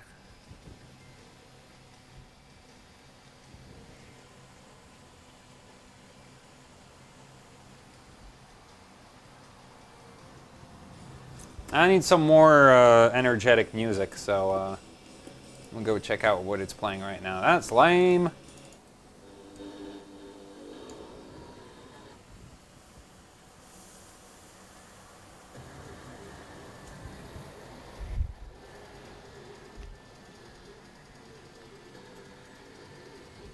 Killing OneDrive is easy.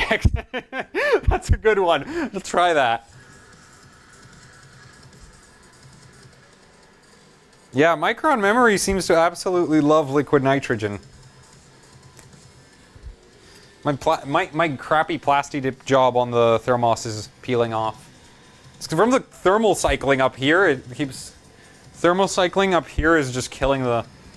oh well. I think I'll just scribble on this one next time. Like, I have the other thermos. Which one is it? This one. This one just has AHOC scribbled on it in marker, so I'll do something similar for that one if the Plasti Dip completely comes off. Though, to be fair, the Plasti Dip does feel a lot nicer than the bare steel, because these are stainless steel.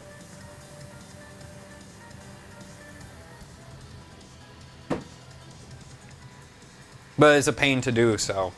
And a waste of Plasti Dip. Oh no, it crashed. Well, that looked like a CPU core clock crash. That didn't look like a... But I might have to, yeah, I'll have to reset the freaking OC, so... File, new... Wait, are you stupid? Run new task. Explorer. Oh, damn it, it crashed. Why did it crash? I don't think it's the memory, though.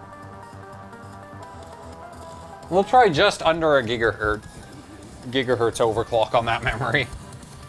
I don't think it's the memory, though. I'll try tweak the voltage up a tiny amount.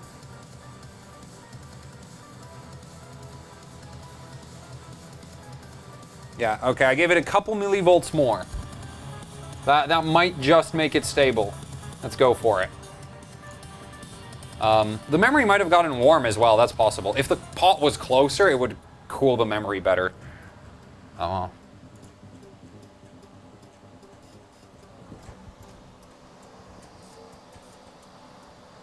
I'm hearing a really odd noise from somewhere on the system.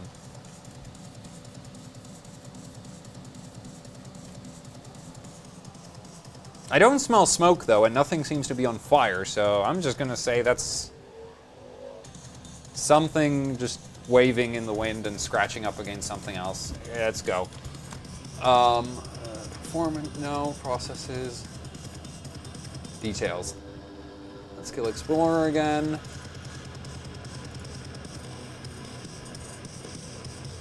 Oh wait, oh, I've left Spooler on. Where's OneDrive? Why is Skype running? Oh, and it restarts them. Oh, fuck. Microsoft. Oh, well. Let's just run it.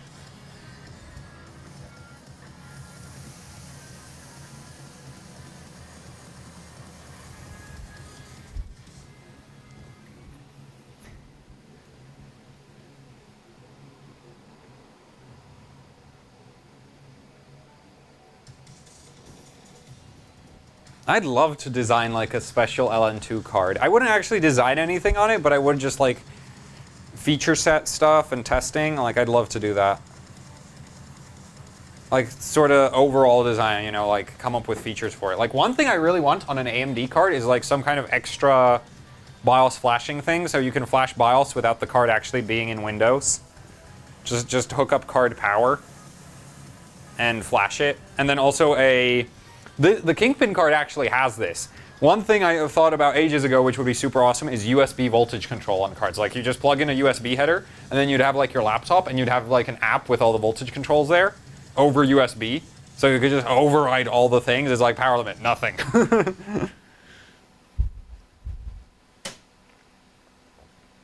No, it's like this stuff, this is dumb. You're gonna have buttons and voltage displays and everything. I was thinking it'd be cool to have like RGB LEDs to indicate different temperatures of different parts of the PCB. That's the only idea I've seen that like, that's the only way I could see RGB LEDs not be stupid, is have them like over memory modules and stuff, and then have custom temperature curves for them. Also, I would integrate a K-type, a proper thermocouple into the card. That would have to be like right on the back of the core, there'd be a proper thermocouple. It wouldn't give you proper like temperature readings, but it'd be super useful for LN2 to tell if your mount is dead or not. It'd be awesome. And for the VRM, I'm thinking like, well, depends on the card obviously, but probably like eight phases and up. I wouldn't go below 8. Unless it was like an RX 460 or I mean RX 560, in which case a 6. Because 8 phase on one of those would be just stupid.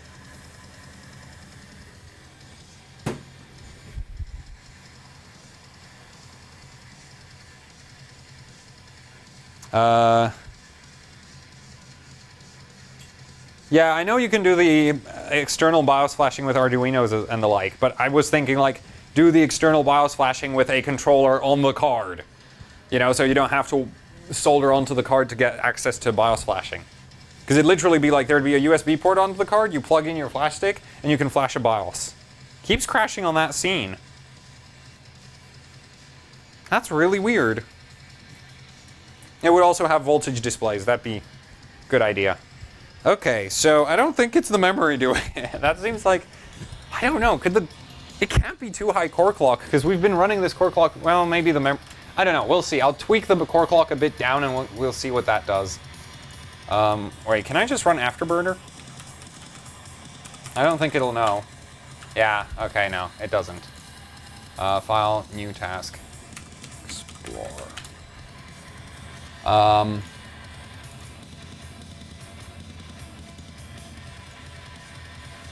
Oh, drop the voltage?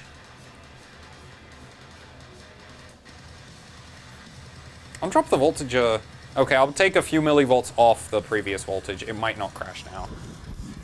No, this used to crash at 245. There, okay, well, we'll just reapply.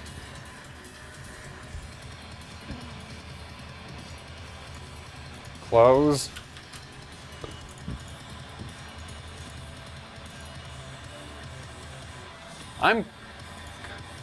You know what, it'll probably crash. If it doesn't, then we'll kill Explorer, but if it does crash, then it might really be the memory, though. It might, like, because it could be that maybe as the core heats up, the memory chips get warmer, and that then kills them. It might not be that the memory chips get outright. Oh no, that was pretty smart. I'm like, oh no, it crashed, because it black screened.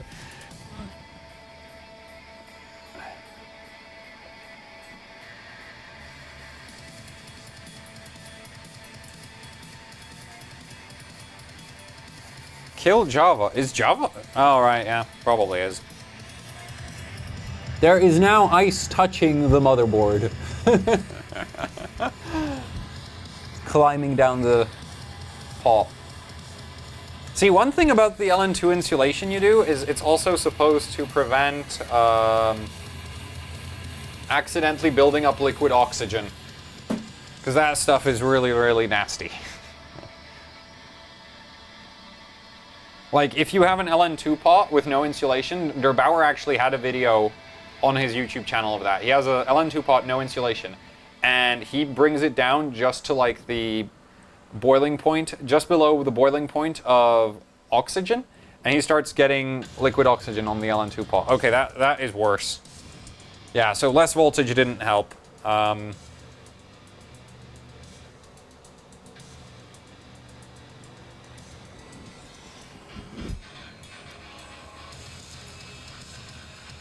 Yeah, also, the thing is, if you can, like, get liquid oxygen on LN2 pots, it's never enough to be, like, explosive outright, because, well, I guess if you put a fire near it, yeah, it'd still blow up. But, yeah, liquid oxygen, apparently, you mix pretty much anything with liquid oxygen that's even remotely flammable, and it blows up.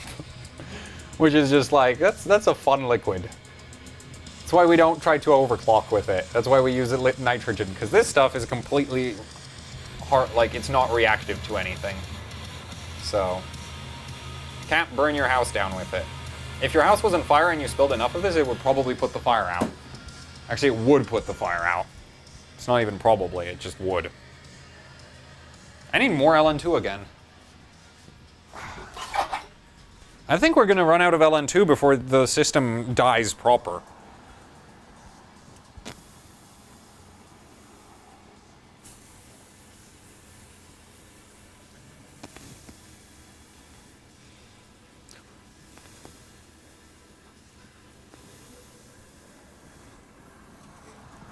There we go. Yeah, but it's gone out of full pot range. I haven't been pouring enough. There. Now it's good again. Also, this D-War is starting to slide off the couch.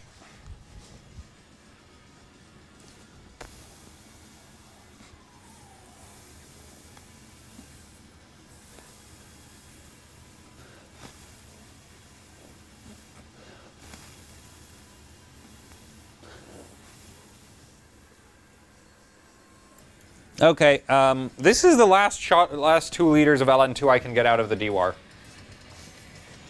At least without doing a fill from the 35. So, if it doesn't get any better after this, I'm gonna try lower memory clock. It might actually be the memory. I mean, you know, worth doing it to see. But this is the last set, like the last of the LN2 for this DWAR, and I can't pour from the 35. And really, I wouldn't like to use that much LN2 today anyway. So, if this doesn't work, we're gonna run Firestrike at this core clock and 900, and then and then it's over. That's it for the stream. I think that'd be yeah, we're running for 3 hours, damn it. That'd be perfectly good. What vacuum? This is just some generic stainless steel thermos. Really, the only requirement for the thermos is that they're not glass inside, because you pull LN2 into glass, it explodes pretty well. The thermal contraction will blow it up. It'll literally blow up. It'll just explode, really, really quick. So, just any stainless steel flask should be good. If you go for one with glass, you pour LN2 in it, it's over. I've actually heard people have done that, so yeah.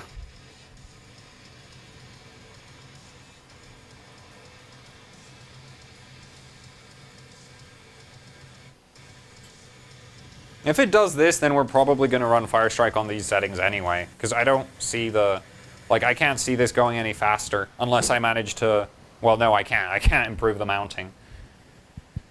I really wish the pot was now like actually mashed up against the core, because we're running so warm. So very warm. I bet if I could knock off another 30 degrees, this card would pick up another 30 megahertz. Hell, I could probably knock off another 70 degrees, and it would probably pick up 50.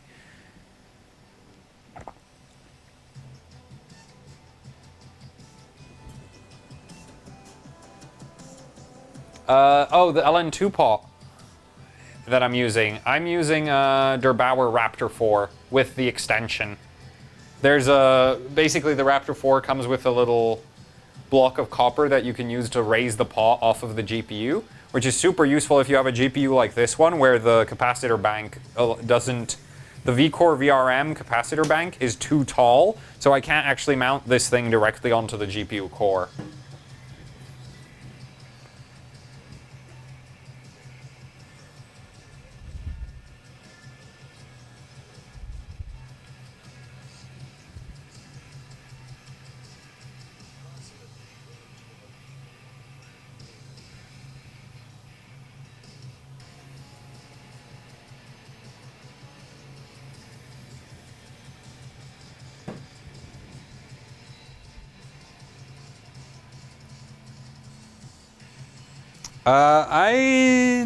No, I'm not modifying this thing.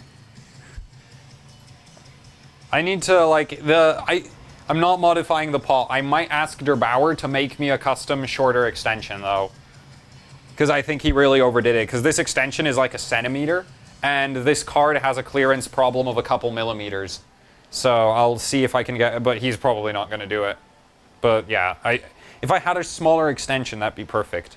I could probably ask him for what fasteners he's using and something and get somebody else to machine it for me.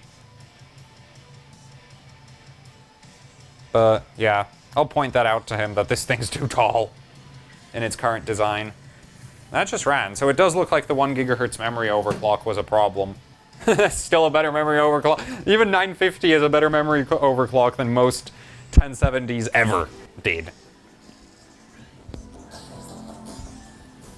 Yeah, I just need a shorter copper base extension. Oh, come on, now I want to break 900,000. I mean, 900 there. Oh, and physics is good. This is one thing I don't like about TimeSpy. Physics goes up and down by like 100 points. So when I was benching the Gigabyte March Madness competition, I was just sitting there rerunning freaking physics over and over and over and over and over again. Because you'd like run it 5 times before you get a good score on it. Or 10 times even. It was ridiculous. Apparently the worst though is XTU.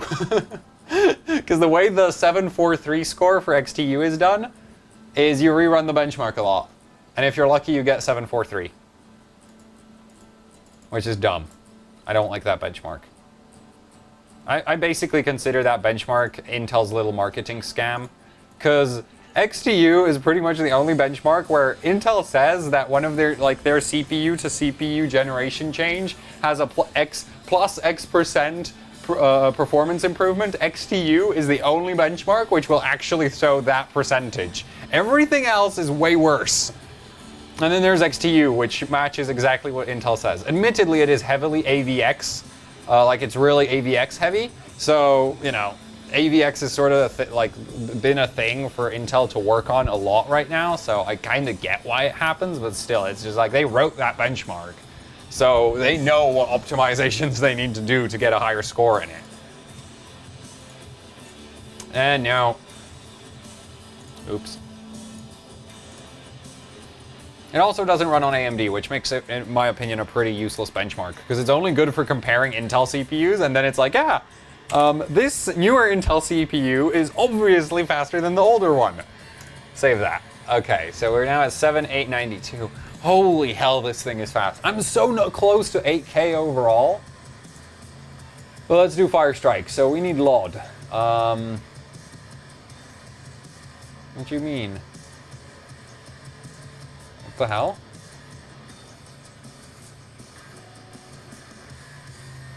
Continue?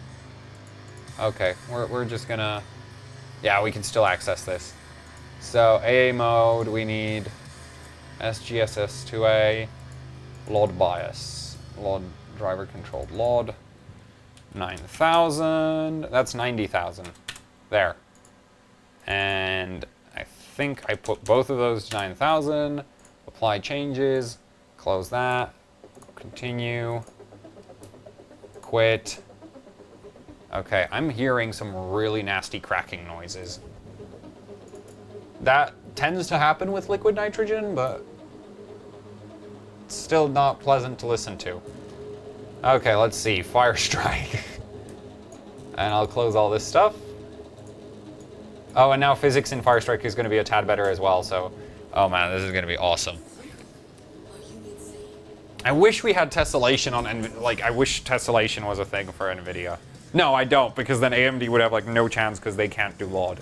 You can't LOD AMD cards, unfortunately.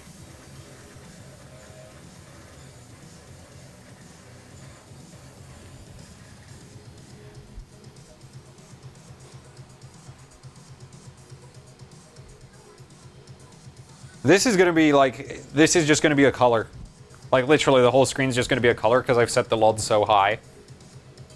If it's working properly, yeah. LOD!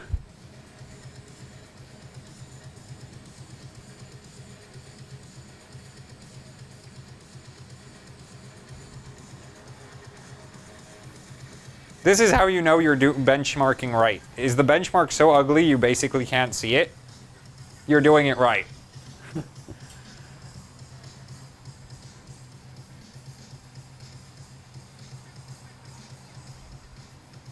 Somebody's screaming cheat. Everybody on the hardware bot ranking does that. It's legal on hardware bot, it's just not legal for 3D Mark. And incidentally, it was legal until very recently when 3D Mark made an update which actually detected LOD. Right? That's the thing. It's the only reason why it was ever legal is because 3D Mark didn't have a way to catch you, so who cares? And the same thing was tessellation. On AMD, you can set tessellation to off. And the only reason is because there was no way to prove that you were actually running tessellation and you didn't find some other weird Windows hack. So, yeah.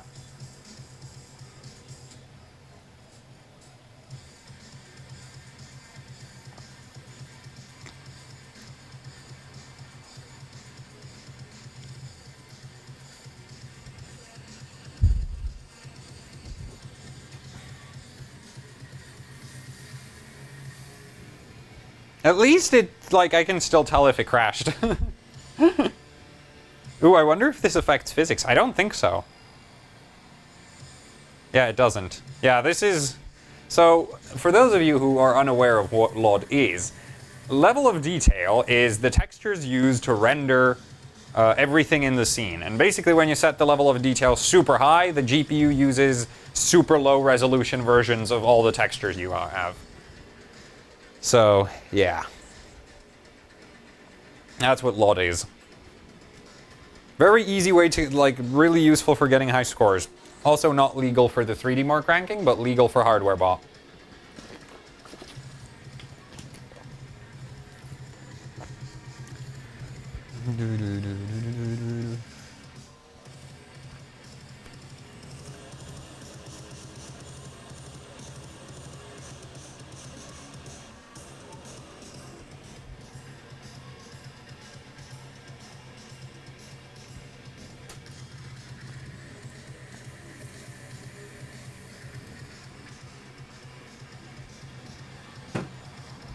I'm hoping for 19K.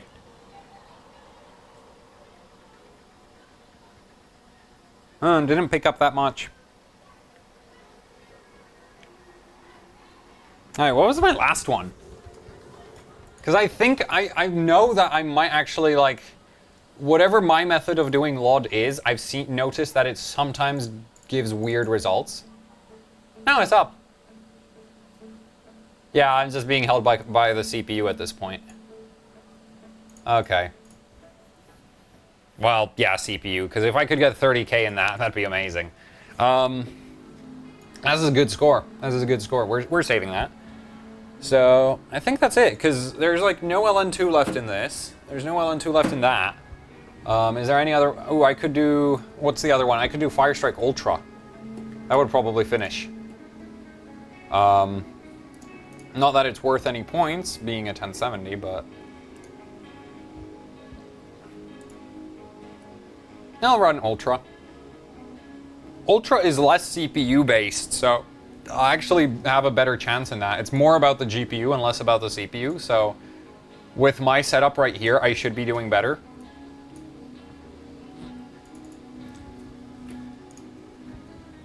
CPU is on a Arctic Freezer 240 AIO. And I do plan to test that AIO because I have the... I also have... So ASUS basically contacted me about AIOs, so I have this. That's the NZXT X62 Kraken. I also have the EVGA one. So yeah, I have the 280 EVGA. Because I basically asked Steve from Gamers Nexus what their best AIO, because they've done a ton of AIO testing, so I'm like, what's the best AIO you've tested? They're like, it's the EVGA one, so I'm like, okay, I'll test that one too.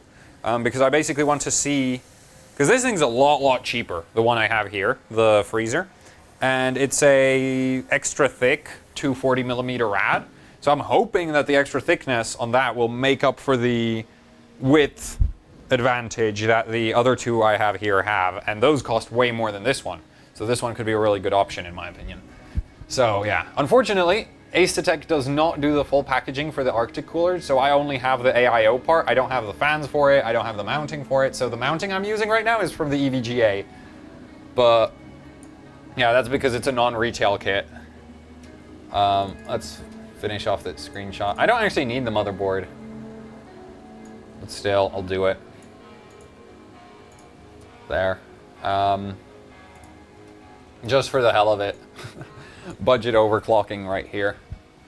Okay. I love how my clock in GPU is so freaking low. That's gonna confuse quite a few people. Yeah, even my boost clock is super low. That's fun. FS2. This is FS2. Save. Let's do Ultra.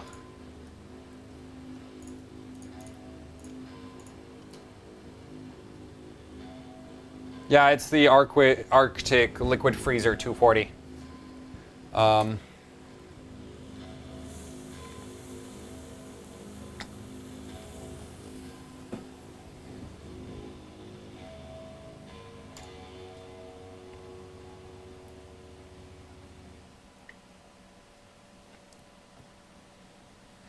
Is there anything I'm forgetting?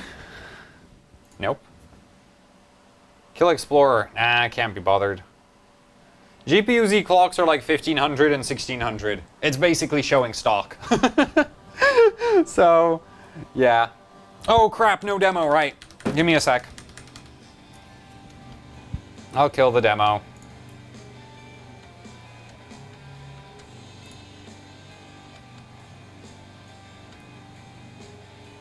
No, I want... No. No, it's not Ultra. I want Extreme. Right, Extreme is the one I want. Wait, Ultra gets points? No, Extreme gets more points. Yeah, that's it. Yeah, Extreme gets globals. Ultra doesn't get globals. Yeah, I don't want to run Ultra. Oops. Include demo. No. Run.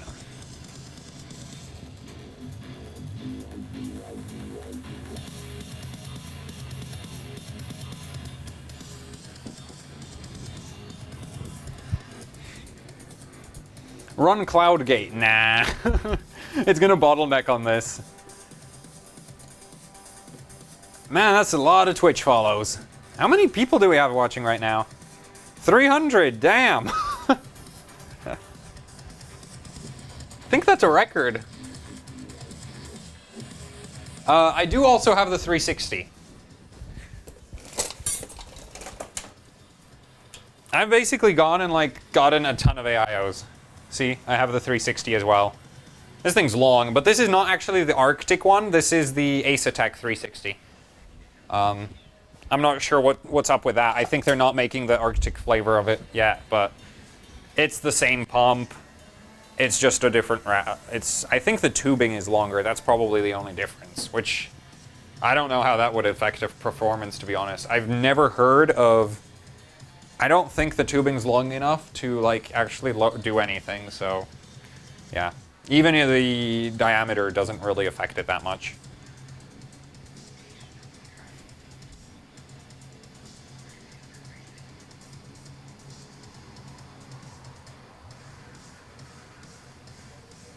Don't let it get to my head. Trust me, I have such a low self-esteem that fame getting to my head would probably be a good thing.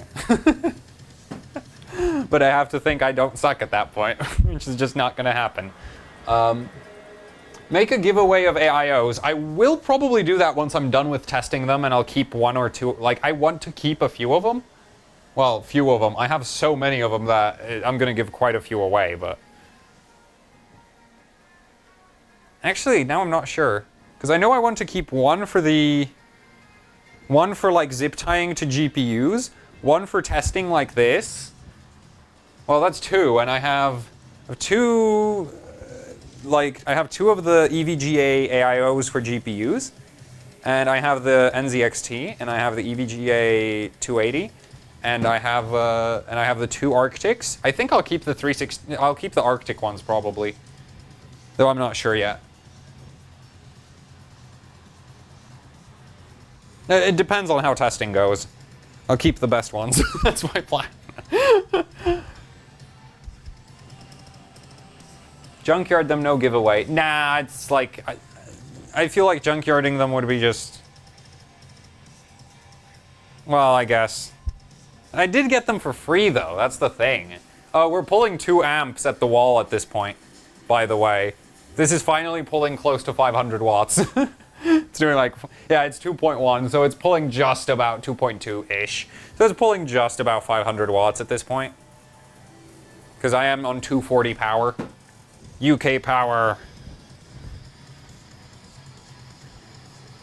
10K! Extreme. How does Extreme rank? Fire Strike. Whoa! Whoa! OMG, I freaking took first place for Fire Strike! Extreme! I took Fire Strike Extreme! Hell yeah! Oh my god! Ryzen has a first place!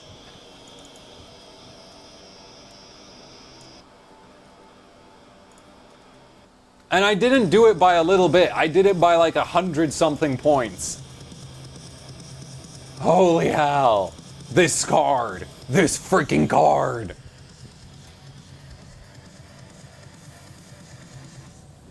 Now, if only I was on a good motherboard, I could probably make this thing do 11K, and I'm all out of LN2 at this point, like completely. See, that's the end of the LN2. No more. So, yeah, that's it. Damn. Like, seriously, damn. My first time benching a Pascal card, and I go and take down an actual first place. On a cheapo motherboard. With a budget Ryzen CPU. Like, with the cheapest 8-core Ryzen. Oh my god. Just, oh my god. That is awesome. That's just... You've never seen benchmarking like this. Oh my god. Oh wait, I just saved that as FSC3. But, oh my god, that is freaking crazy. I just want to make a check that all of my scores are 7.8, okay. 7.67, 18.6, cool. Cool, cool, cool. Man. Oh my god. Oh my god. It's just... Oh man. That is crazy. I did not think I would actually take any scores today. And apparently I suck at overclocking. Okay. Also, apparently Pascal is hard. Cheapest 1070 ASUS makes. Cheapest B350 board I would even dare use. And then everything else is really expensive. Like that LN2 pot's 450 euro. The RAM, it costs twice what the motherboard does. The cooler costs the same as what the motherboard does. But still. Also powered by an Antec 1200 watt HCP power supply, so that's also pretty expensive. Here we go. Pictures.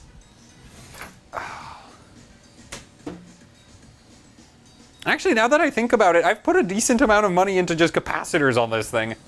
Though I actually have some really expensive, like, SMD polymer caps that I actually pulled off of this card because they weren't helping as much as I wanted them to. It wasn't worth it to run them on this. Just because they're a pain to pull out of, like, caps in Plastidip are a nightmare to try get out. And I'll just take pictures for the... well, I don't know. I'll probably do like an Imgur post on Facebook. Team would appreciate if because technically they did provide the RAM so that I would use it, so they would probably appreciate if I got it into a picture. Not that I can actually see the name on it. Oh well. There. I want to do a photo of this side. Somehow that doesn't suck.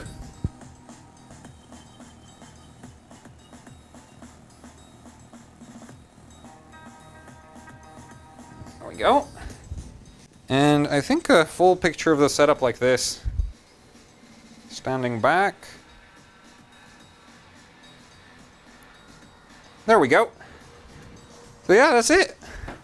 How long did this run for? Almost, whoa, 3 hours, 40 minutes almost. Didn't manage to crash in all that time. I mean, it crashed a lot, but it didn't die, which is just, hell yeah. Actually, should I keep you on the tripod or not? I'm not sure. Let's just finish it here, because I don't have any more LN2 to use, so it is the end. But oh my god. I did not think it would go that well. Yeah. That was good. Celebratory. Wait. We get it? It's not going to stand up as much as I want it to. Wait. There we go. For a couple seconds. But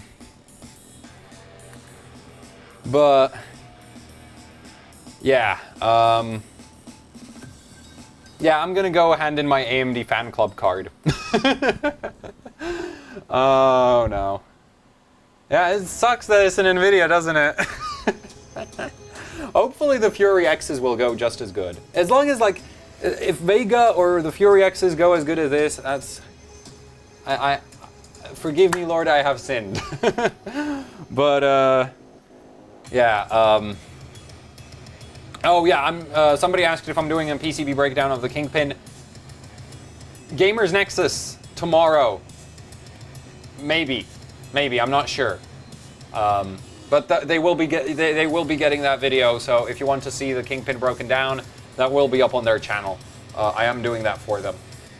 So yeah, and I'll actually be doing a ton more breakdowns for them in general, so, you know, do watch their channel as well as mine. Duh. Yeah. I just want to pat the card right now, but with the LN2 pot being extremely cold, that would probably go really badly. Yeah, yeah. Pascal, I don't know. I just didn't have that many problems, and usually overclocking for me goes like trash, so I don't see the problem with hitting like 2.4, because this card does 2 gigahertz on water cooling. This card sucks on water cooling, and then does like 2.4 on LN2, 2.47 on LN2. And I bet if I got the LN2 pot closer, it would do 2.5. So, I'm really starting, like, I really want to pull off that front. All those capacitors on that front of the card, they need to go. But it's just, yeah, that's not gonna happen today. And I'm not gonna do it for Saturday, when Saturday I plan to basically throw the CPU under LN2 as well, to hopefully get like 4.5 or 4.6 out of the CPU. The memory will probably get trash, but hopefully I'll still be able to do like 2666 or 2933 at like 11:11:11 timings, which it can do. I've tested that. Yeah, so that's it for this stream. Yeah, LN2 solves everything, literally. I mean, I don't have any on hand, so I can't go like... But as I said earlier in the stream, it's pretty much liquid GPU crack. Sometimes they just get overdosed and you need to resuscitate them. So, oh,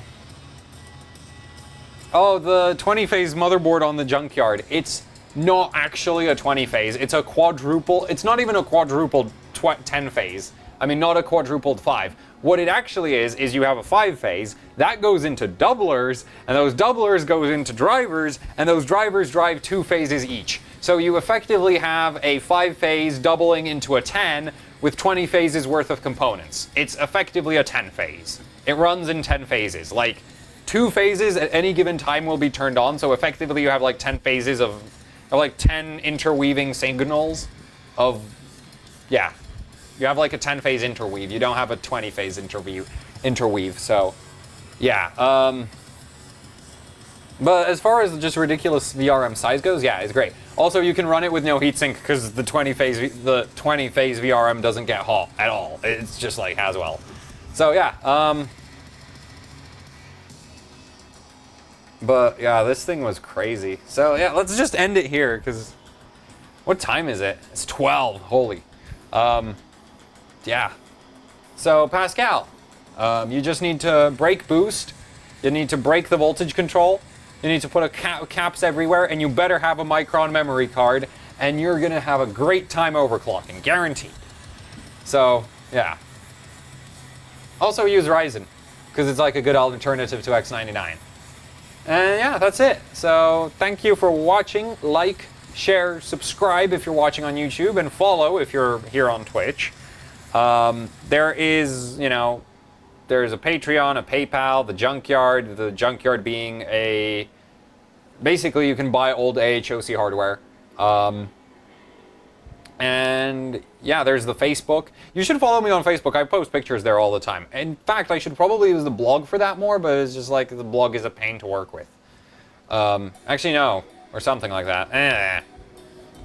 I don't know. So yeah, that is it for this stream. I hope you enjoyed, and see you on Saturday when this card will get round 2 of the LN2. It's a lame thingy. I'm not very good at English. Thanks for watching, and goodbye.